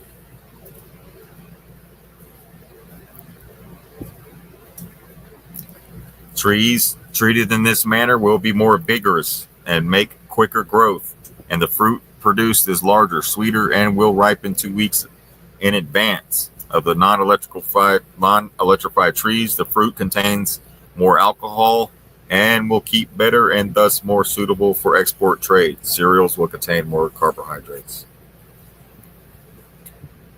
Here's for the tree.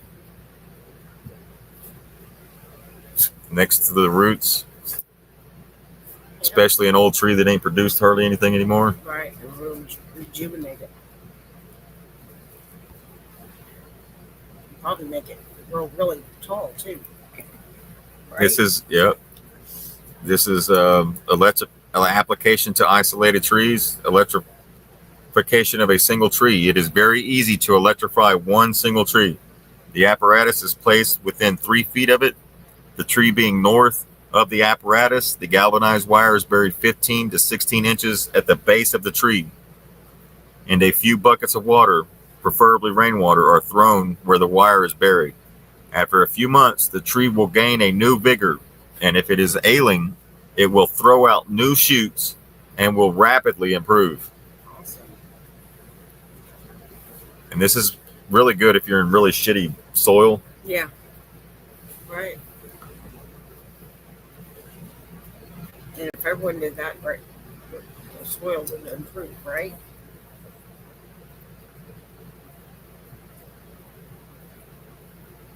So this is by George Blanchard. The omission of a correction in the text of a pamphlet makes me state that the electricity killed all the parasites of the soil. This word "all" is misleading at the least in what concerns electricity of low voltage, such as supplied by the crystal flue apparatus for currents able to kill all parasites, would also destroy vegetation. Atmospheric electricity, like all currents of low intensity, destroy cryptogamic diseases of vegetation, which is already a great point.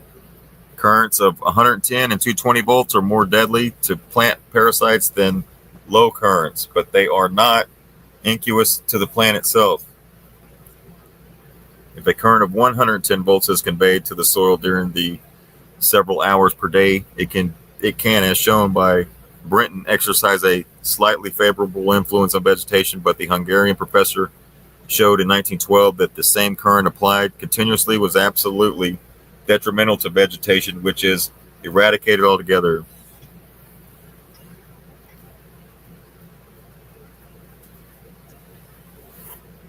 So here is these kind of pictures. This is a tomato. There's a bunch of tomatoes on there, but it's hard to tell. Really old picture.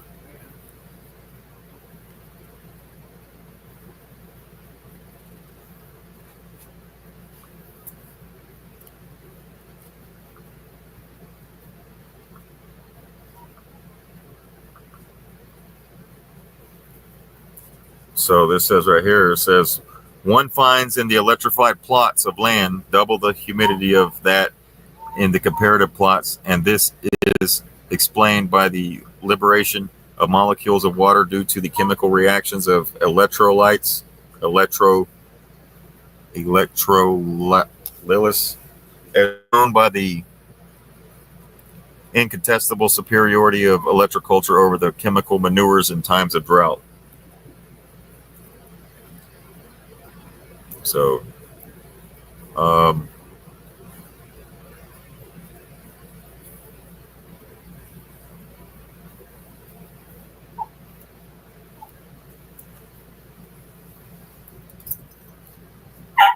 let's see.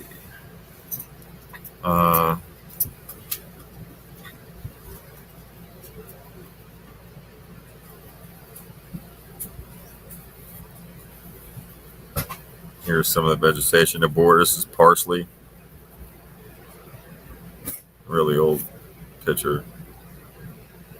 Application of plant life, electricity to plant life. I have a video that reads this whole book for you. I'll share it out. It is this one right here.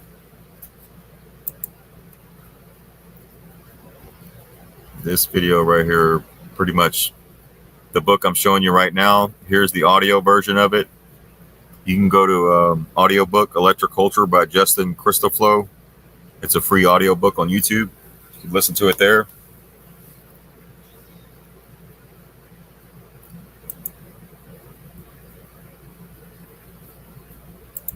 This one right here is only 64 pages. It only takes about an hour to read.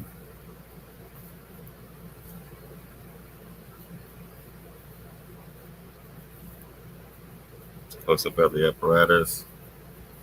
Again, in the book, it says it takes about a year or so for this to really kick in. And the soil, the first year, second year, you'll see it. Once it gets established into the soil, right? And then the third year, and so on and so on. It shows, here's all the fruits and stuff, the beans. All right.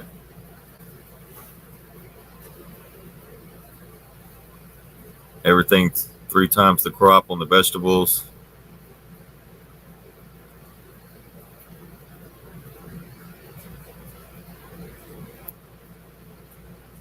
These are a lot of old pictures. All right, we'll get that shared out. Let me go.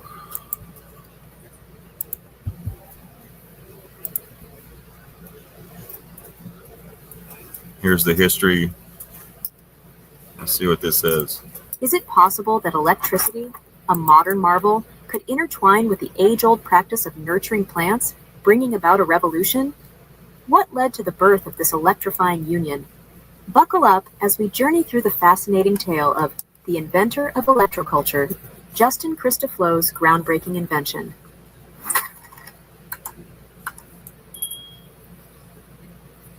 1. Digging into electroculture, blending nature and tech. Let's talk about a fascinating junction where technology melds seamlessly with nature, electroculture. When you first hear the word, you might picture some sci-fi version of farming with hovering drones or robots.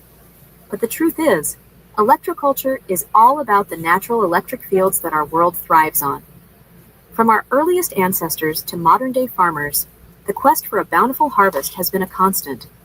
In this pursuit, the realization that electric fields could potentially boost plant growth was a game changer. This isn't a tale about robots handling plants or tech-filled greenhouses. It's a story of harnessing the invisible electric forces that are all around us. By using electroculture, it's like giving plants a motivational pep talk.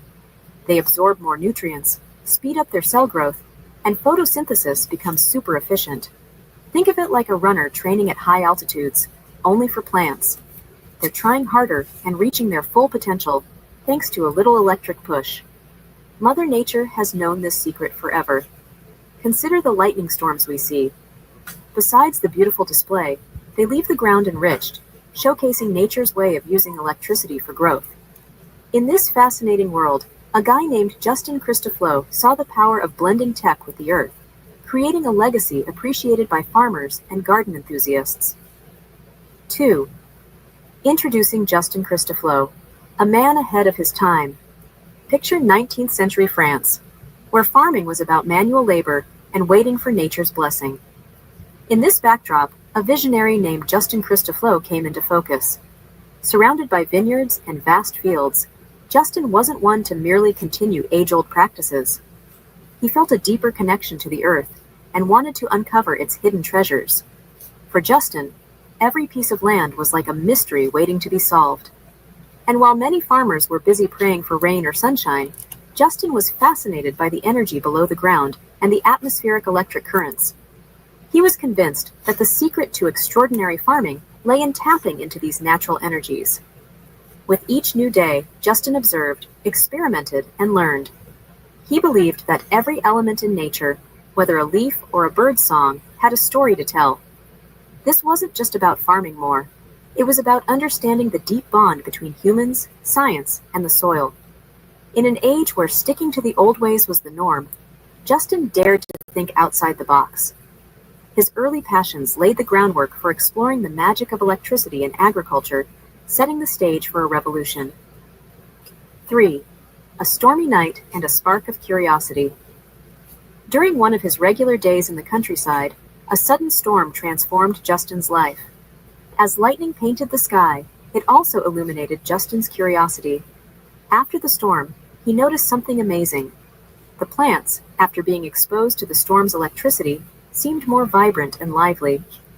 This observation raised several questions. Was there a connection between the storm's electricity and the enhanced vitality of his crops? Could the electricity from storms provide some unseen benefits to plant growth? Not one to leave questions unanswered, Justin began to explore the electric influence on plants. For him, this wasn't just a fleeting curiosity. He believed he was on the brink of a significant discovery. Nature had given him a clue, and he was eager to follow its lead. He started with rigorous experiments, aiming to recreate and control the electrifying effects he'd observed. The goal was clear: understand and harness the electric boost that nature inadvertently provided during storms. 4. The experimental garden: successes and discoveries. By the early 1910s, Justin's garden had become a blend of nature and innovation. Alongside blooming flowers and green plants, one could see electrodes and feel the faint hum of electricity. This wasn't a sci-fi scene. It was Justin's lab in the open, where he tirelessly worked on his electroculture experiments. His efforts were paying off. Plants that grew with the aid of electric fields seemed healthier, growing taller and looking more vibrant. Come harvest time, the electrified plots produced more than just higher yields. The quality was noticeably better too. But it wasn't just about the successes. It was about the journey. Through ups and downs, Justin remained dedicated, each failure only adding fuel to his resolve. Every day brought new challenges, but with them came breakthroughs that would change the way people saw agriculture. 5. Facing the skeptics: doubt meets determination. With every groundbreaking idea, there's bound to be skepticism. As word spread about Justin's remarkable garden, many were amazed, but not everyone was convinced. Traditionalists found it hard to believe that electricity could influence plant growth, and some scientists demanded more evidence. Facing doubts and challenges, Justin didn't back down. He became even more thorough, recording every observation and experiment. He didn't just want to prove his point. He wanted to educate the world about the wonders of electroculture. He opened his gardens to scrutiny, shared his findings, and engaged in dialogues with peers and critics. This wasn't just a personal mission. He was charting a course for future generations to embrace the harmony between electricity and agriculture. 6. A legacy reborn: electroculture today. Fast forward to today, and Justin Christoflow's pioneering work has come full circle. As we strive for sustainable agricultural practices, the concepts he introduced are being embraced and expanded upon. From high-tech labs to innovative startups, the principles of electroculture are being integrated into modern agriculture. But it's more than just advanced tools. The resurgence of electroculture is based on a simple idea: that technology and nature can work hand in hand. Today's farmers and innovators are not just using electroculture, they are redefining it, tailoring its principles to diverse environments. This journey from Justin's first observations to today's expansive practices reminds us of the enduring power of a visionary idea. It's proof that great thoughts can transcend time, influencing and inspiring generations. The tale of Justin Christoflow and his pioneering work in electroculture encapsulates the boundless potential that lies at the intersection of passion, observation, and innovation. His legacy serves as an inspiring reminder. With an open mind and a relentless spirit, one can redefine conventional wisdom, laying down pathways for future generations to tread and flourish upon. Have you ever experimented with unconventional gardening techniques or been intrigued by the blend of tech and nature in your garden? Share your experiences or thoughts below, and let's spark a green conversation. Hit the like button and subscribe to stay tuned with Garden Club as we unravel more enthralling stories from the green world. Thanks, Garden Club. watching, and happy gardening. Now, if they can just do the same idea and let's get free electricity into our homes, right? Yep, same thing. Look at the Same top of the thing. buildings. Right, but they had these those balls on top that had the mercury in it. There's something with the mercury that they're trying to figure out what they used, what it did exactly. So we'll share all these books out on the blogs that I read from. It also has the links to the books as well. If you click on all the different links in this article, it'll take you to the books. Yeah, I posted the books.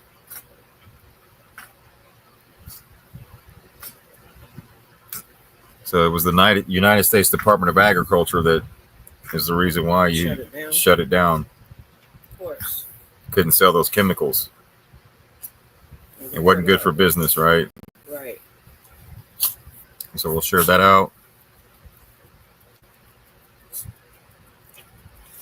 And here's electrotherapy, electric bath. Sit under it. Take a bath under it.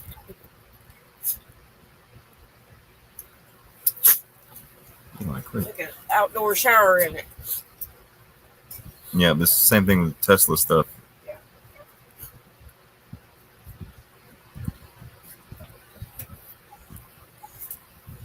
Here, look up electrotherapy. Let's go over here. What that is.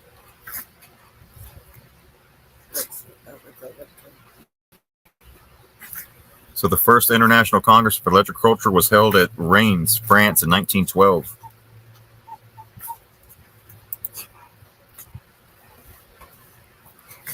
This event brought together researchers and enhanced plant growth and agricultural productivity. Key information about the first Congress of Electric Culture at Reims in 1912. Organizers, Batsy, a researcher who had previously conducted experiments with electric culture, focused. The Congress served as a platform to share research and findings related to the electric culture, showcasing the global interest and active research in the field at the time. Significance, it highlighted the early 20th century enthusiasm for exploring unconventional methods, including electrical stimulation to improve agricultural practices impact, while electric culture's popularity waned later with the rise of chemical fertilizers and pesticides. This Congress stands as a notable historical event in the development of the concept and its early exploration within the scientific community. Microcurrents with these antenna systems. We can connect them to plants, crop plots, or trees to interact with.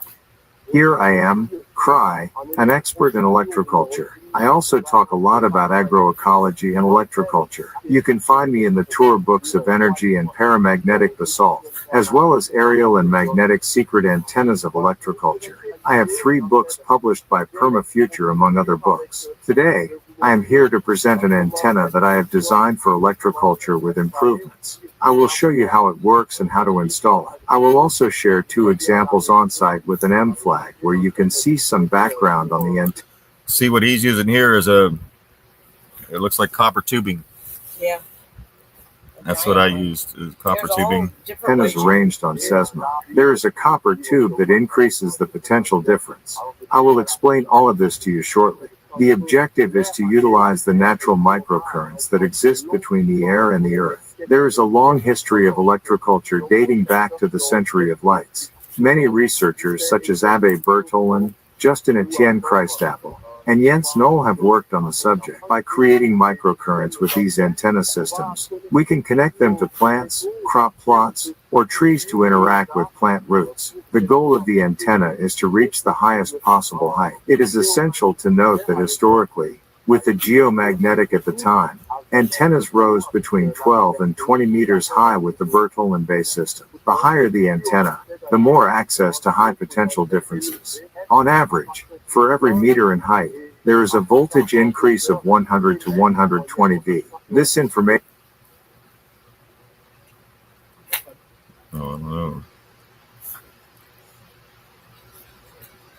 can be found at, as you can see right here, the higher you go, the higher the volts.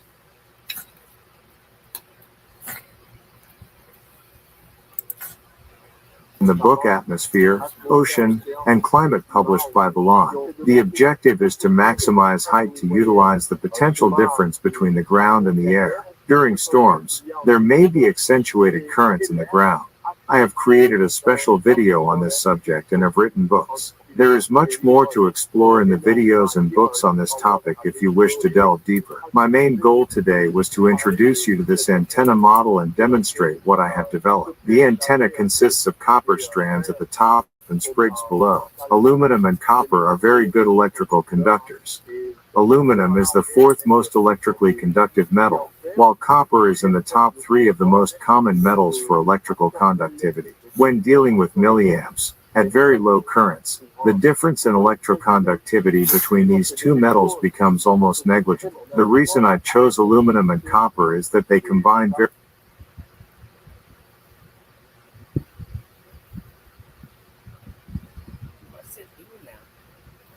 very well, especially in aeronautics. In TARB, we have an aeronautics hub where airplanes are built using aluminum alloys. These alloys, combining aluminum for lightness and copper for electroconductivity, are essential for interacting with static electricity.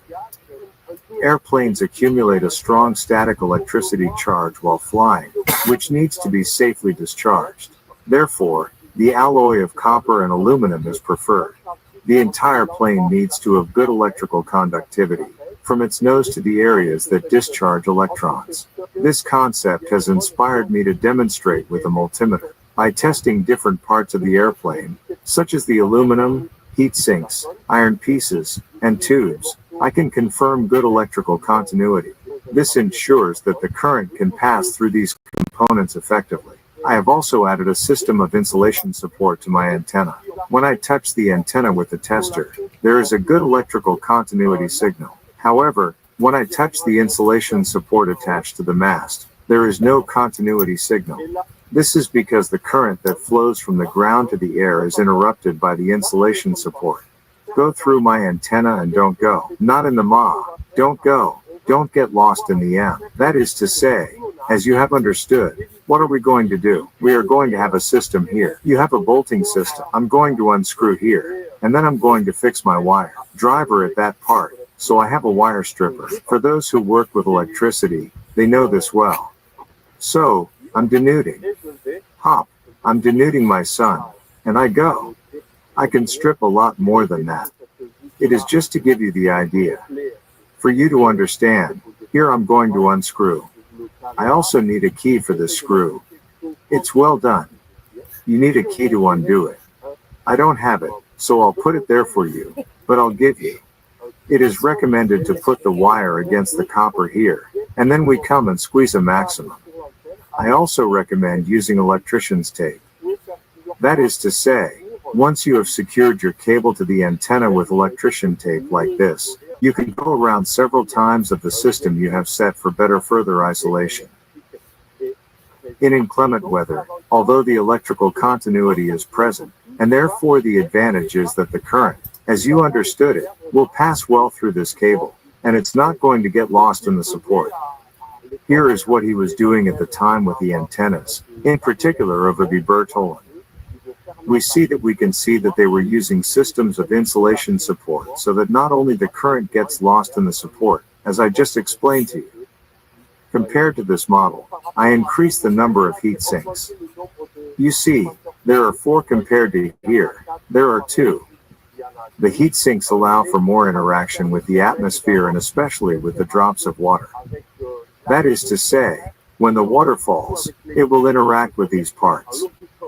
Then we know that water may be positively or negatively charged, and so it can also create interactions of differences of potential with my crop plot and microphones running. The heat sinks are parallel to the ground. Why? Well, because you also have to resist the wind. If you put them like this, that will increase the wind grip. So, it's going to be more of a problem during storms. With this design, it makes you think a bit almost like a dragonfly or a bird. Anyway, what I wanted to tell you about the insulation system supports. There, we see that there are 3 systems. There is one more insulation support, so it's even more resistant. Especially now that it can be removed. You can see the system here. Hop, unscrew. I can remove the holder here. I can also remove this. I'm going to show you why. So he's just showing you his apparatus, same thing. Just wanted to show you the video. There's all different Everybody has a kinds. different one.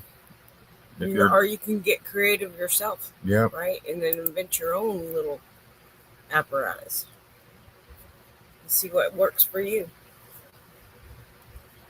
Yep.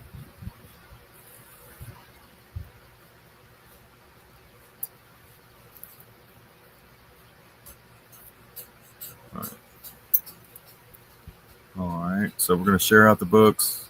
Yeah, I sure. got 3 or 4 books out. Here's the Violet Ray. Some of y'all probably.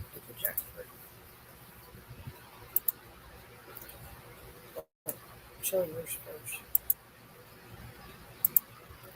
Here's the Violet Ray, what they use. Just like the Tesla stuff. Oh yeah, that's cool. That's just Antique violet. That's part of the electrotherapy. A violet ray is a unique medical appliance used in the early 20th century to discharge in electrotherapy.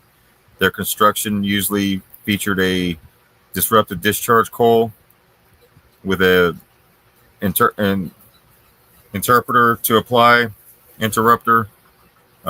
a high voltage, high frequency, low current to the human body for therapeutic purposes. Nikola Tesla introduced his first prototype violet ray at the World's Columbian Exposition in 1893.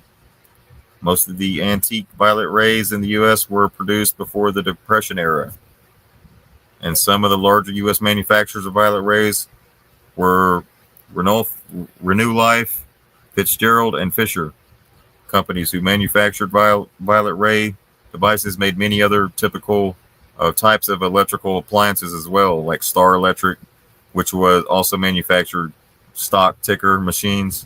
Many of the companies who were able to continue manufacturing violet rays after the Depression stopped making them due to the war.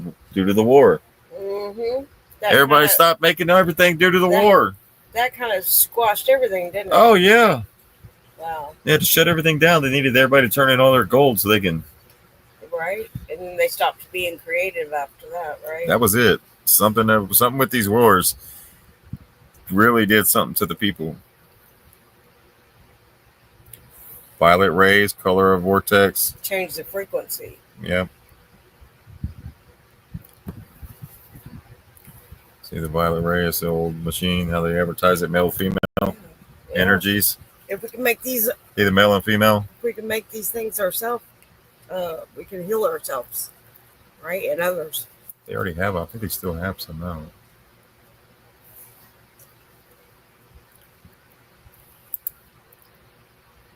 Here's some of the wands.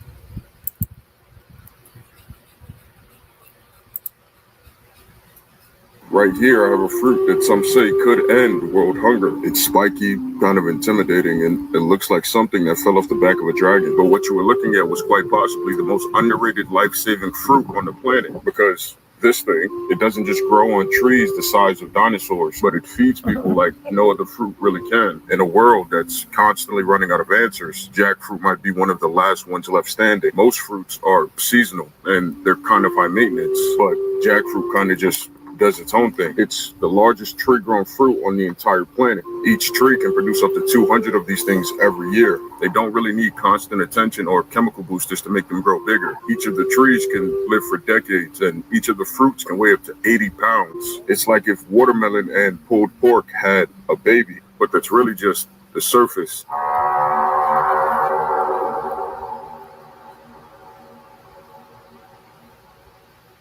Jackfruit is native to South and Southeast Asia, India, Bangladesh, Sri Lanka. In those places, it's not some exotic fruit. It's actually been around for thousands of years. In the Philippines, they caramelize it. In places like Kerala, people eat it boiled, dried, pickled. In Indonesia, it ends up in everything from stew to dessert. But outside of those regions, jackfruit has a weird double life. In the West, it's more known as vegan pulled pork in expensive cafes. They usually drain all the latex and remove all the grind around here. They break it apart into shredded chunks, then they saute some garlic and onions, and they toss in some jackfruit with some barbecue sauce. Personally, I think it's one of the greatest vegan inventions, but in parts of the world where people are actually hungry, jackfruit rots on the ground, completely ignored.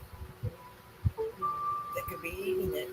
So what's really going on? Well, the part that no one really wants to admit, jackfruit's biggest weakness is time. Jackfruit isn't just large, it's particular. It only really grows in the tropics. It needs heat, humidity, rain, but not too much rain. And if it gets cold, even just a little frost, it's game over. The tree gives up like it never wanted to be here in the first place. In other words, jackfruit doesn't really do compromise. It's like that one friend who needs their room exactly 72 degrees with blacked out curtains and a white noise machine just to go to sleep. So even though jackfruit could feed the world kind of has to meet it halfway. And it's not just the climate. It can take up to 7 years to fruit. And that's a long time to babysit a plant without a single payoff, especially if you're a subsistence farmer where every season counts. You don't get to play the long game when you're planting for dinner. And jackfruit knows that. And it's not rushing for anybody. That's why container gardening and homemade greenhouses are becoming so popular. Imagine if you could grow a dwarf jackfruit tree on the balcony of your apartment, if you could genetically alter it to be able to withstand the cold. These, of course, are just merely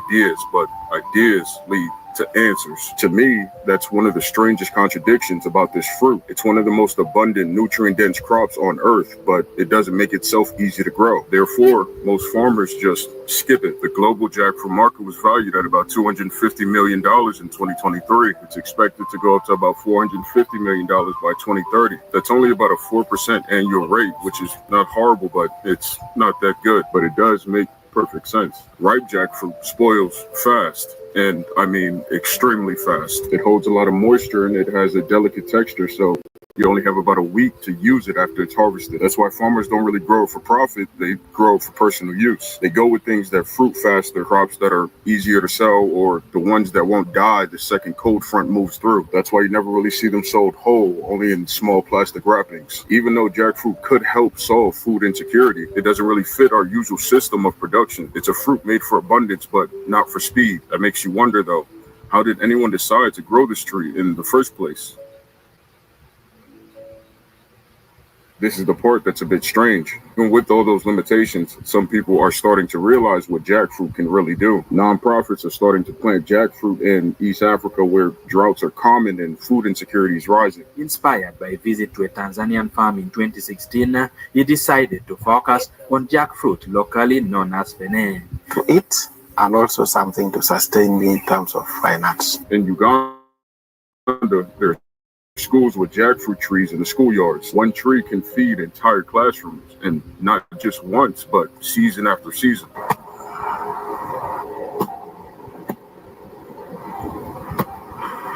When you're cutting jackfruit, it's important to oil up whatever you're using to cut it. It has a latex that's really sticky and it gets all over your tools and it stains your hands. It can get really bad. My father told me that if you rub down your axe with coconut oil, it keeps everything from sticking. And I find that it's best to use a loofah with some oil on it to rub down your tools. So while my family oils down the axe, I wanted to take 2 seconds to tell you guys about my Patreon. If you want to see the behind the scenes of the videos and learn things about growing, I'm posting all my audio files and journals on Patreon.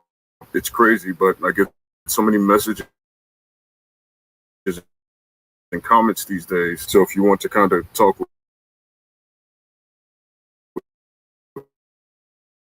me, it'd be much easier to do on fruit. When the country gained independence in 1971, part of building a new national identity involved choosing symbols tied to the land and culture. And jackfruit was a symbol of generosity and abundance, something that could feed a whole village during hard times. People there survived off of it, literally. But the part most people ignore is that we're moving into a future where confusion on climate change and human politics is rewriting where and how we can grow food. The crops that we rely on, wheat, rice, soy, they're all really fragile in their own way. They depend on stable seasons and massive infrastructures. But jackfruit, it doesn't need any chemical inputs. It just needs the right place and time. And if we're as smart as we think we are, we'll start listening to what that actually means. Because there are places in South America, in sub-Saharan Africa, in the tropics of the Caribbean, where jackfruit could thrive. Places where kids go hungry, but there's land, there's heat, there's possibility. And maybe that's the point. Jackfruit isn't just a fruit.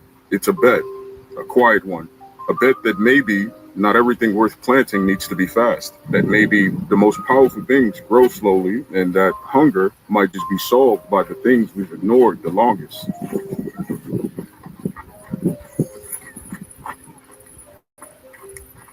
Which is pretty insane. Yeah, those things are huge. Holy cow. I wonder what they taste like. All right.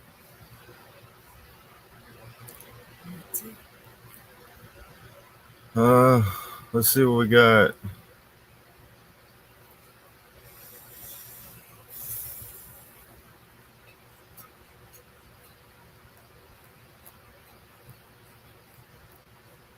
What you got right here? Their thoughts, and their behaviors. Most people. I'll play that tomorrow. Alrighty. Free energy from the Earth PDF. We got that.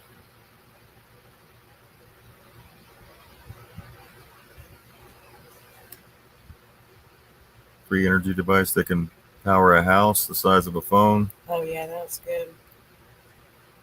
Yeah. We got like 1,900 LED lights and placed them all on something that was the size of a phone, power our entire house.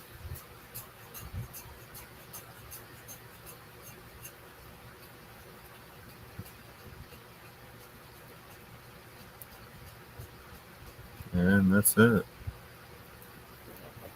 Yeah.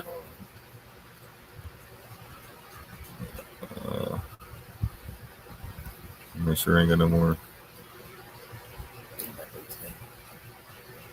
What's that? Kind of like KRS-One was saying, when you say something in your mind. Uh-huh. When you say something in your mind, you can hear it. I don't want you to move your lips. I don't want you to say a word. But in your head, I want you to say the word happiness. Okay, don't say it out loud. We did this exercise before. This is how they introduce you to the 5D. Yes, like KRS-One. It's 5-dimensional. Yes. The voice. Here we go. Just say. This is an exercise you could do. I want you to say the word happiness. Okay, don't say it out loud. Just say it in your head. We're all going to say it together in our mind. On the count of 3. 1, 2, 3. Did you say it? I'll give you one more chance. Ready? Say happiness without saying it outside of your mouth. In your head, I want you to say happiness. 1, 2, 3. Do it. Okay, now my question is, who said that? Who said that? Because you said something without moving your lips. And then the crazier part about it is not only did you say it without moving your lips, you also heard it. You heard it without sound. So who said it and who heard it? You said something without saying it, and you heard something without hearing it. You are the consciousness behind all of this. That's who you are. Awesome. Awesome. Yeah.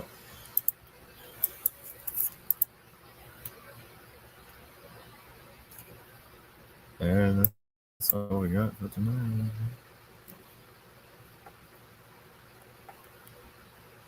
Yeah, that's it. Oh, he got his gator. Yep. Scruffy made that. She crocheted it. Isn't that cute? She made Jason a gator. I love it. She's talented. She made that by hand? Yeah. She's a jack of all trades, I'm telling you. Wow.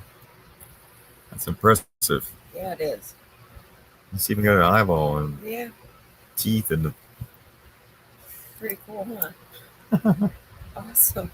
All right, guys. That's all we got for tonight. We'll see you guys tomorrow. 2 hours and 20 minutes in.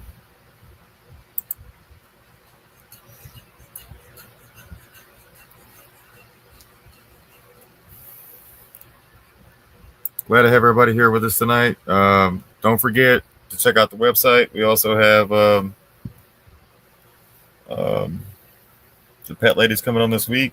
Wednesday. Mm-hmm. Please check out the products on the website. What else? Yes, it's True Seekers 88 pets.com, right? Yep. And what else? That's it. And if you can donate to True Seekers 88 on the .com or on Rumble or the PayPal link that we shared on the Telegram. Subscription. So Click like, share, subscribe. Is that what it is? Yes. Click like, share, So we subscribe. can keep this platform going. We got lots to learn still. Lots to share.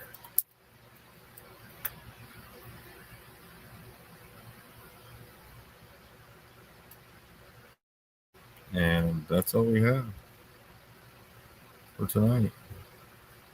And keep us updated, Glenda.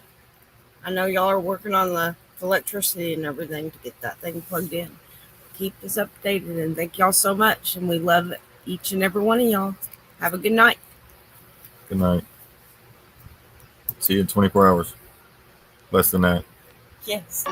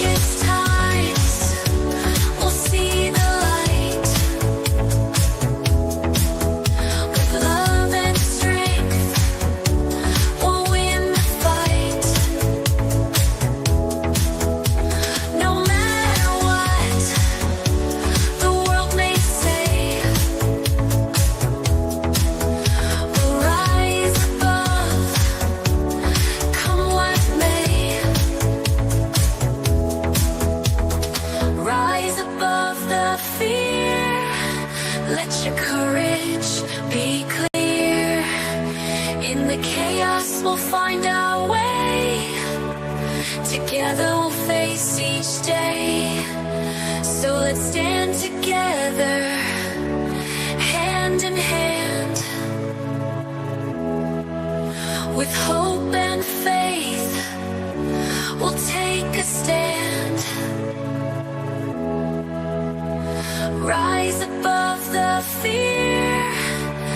Together we'll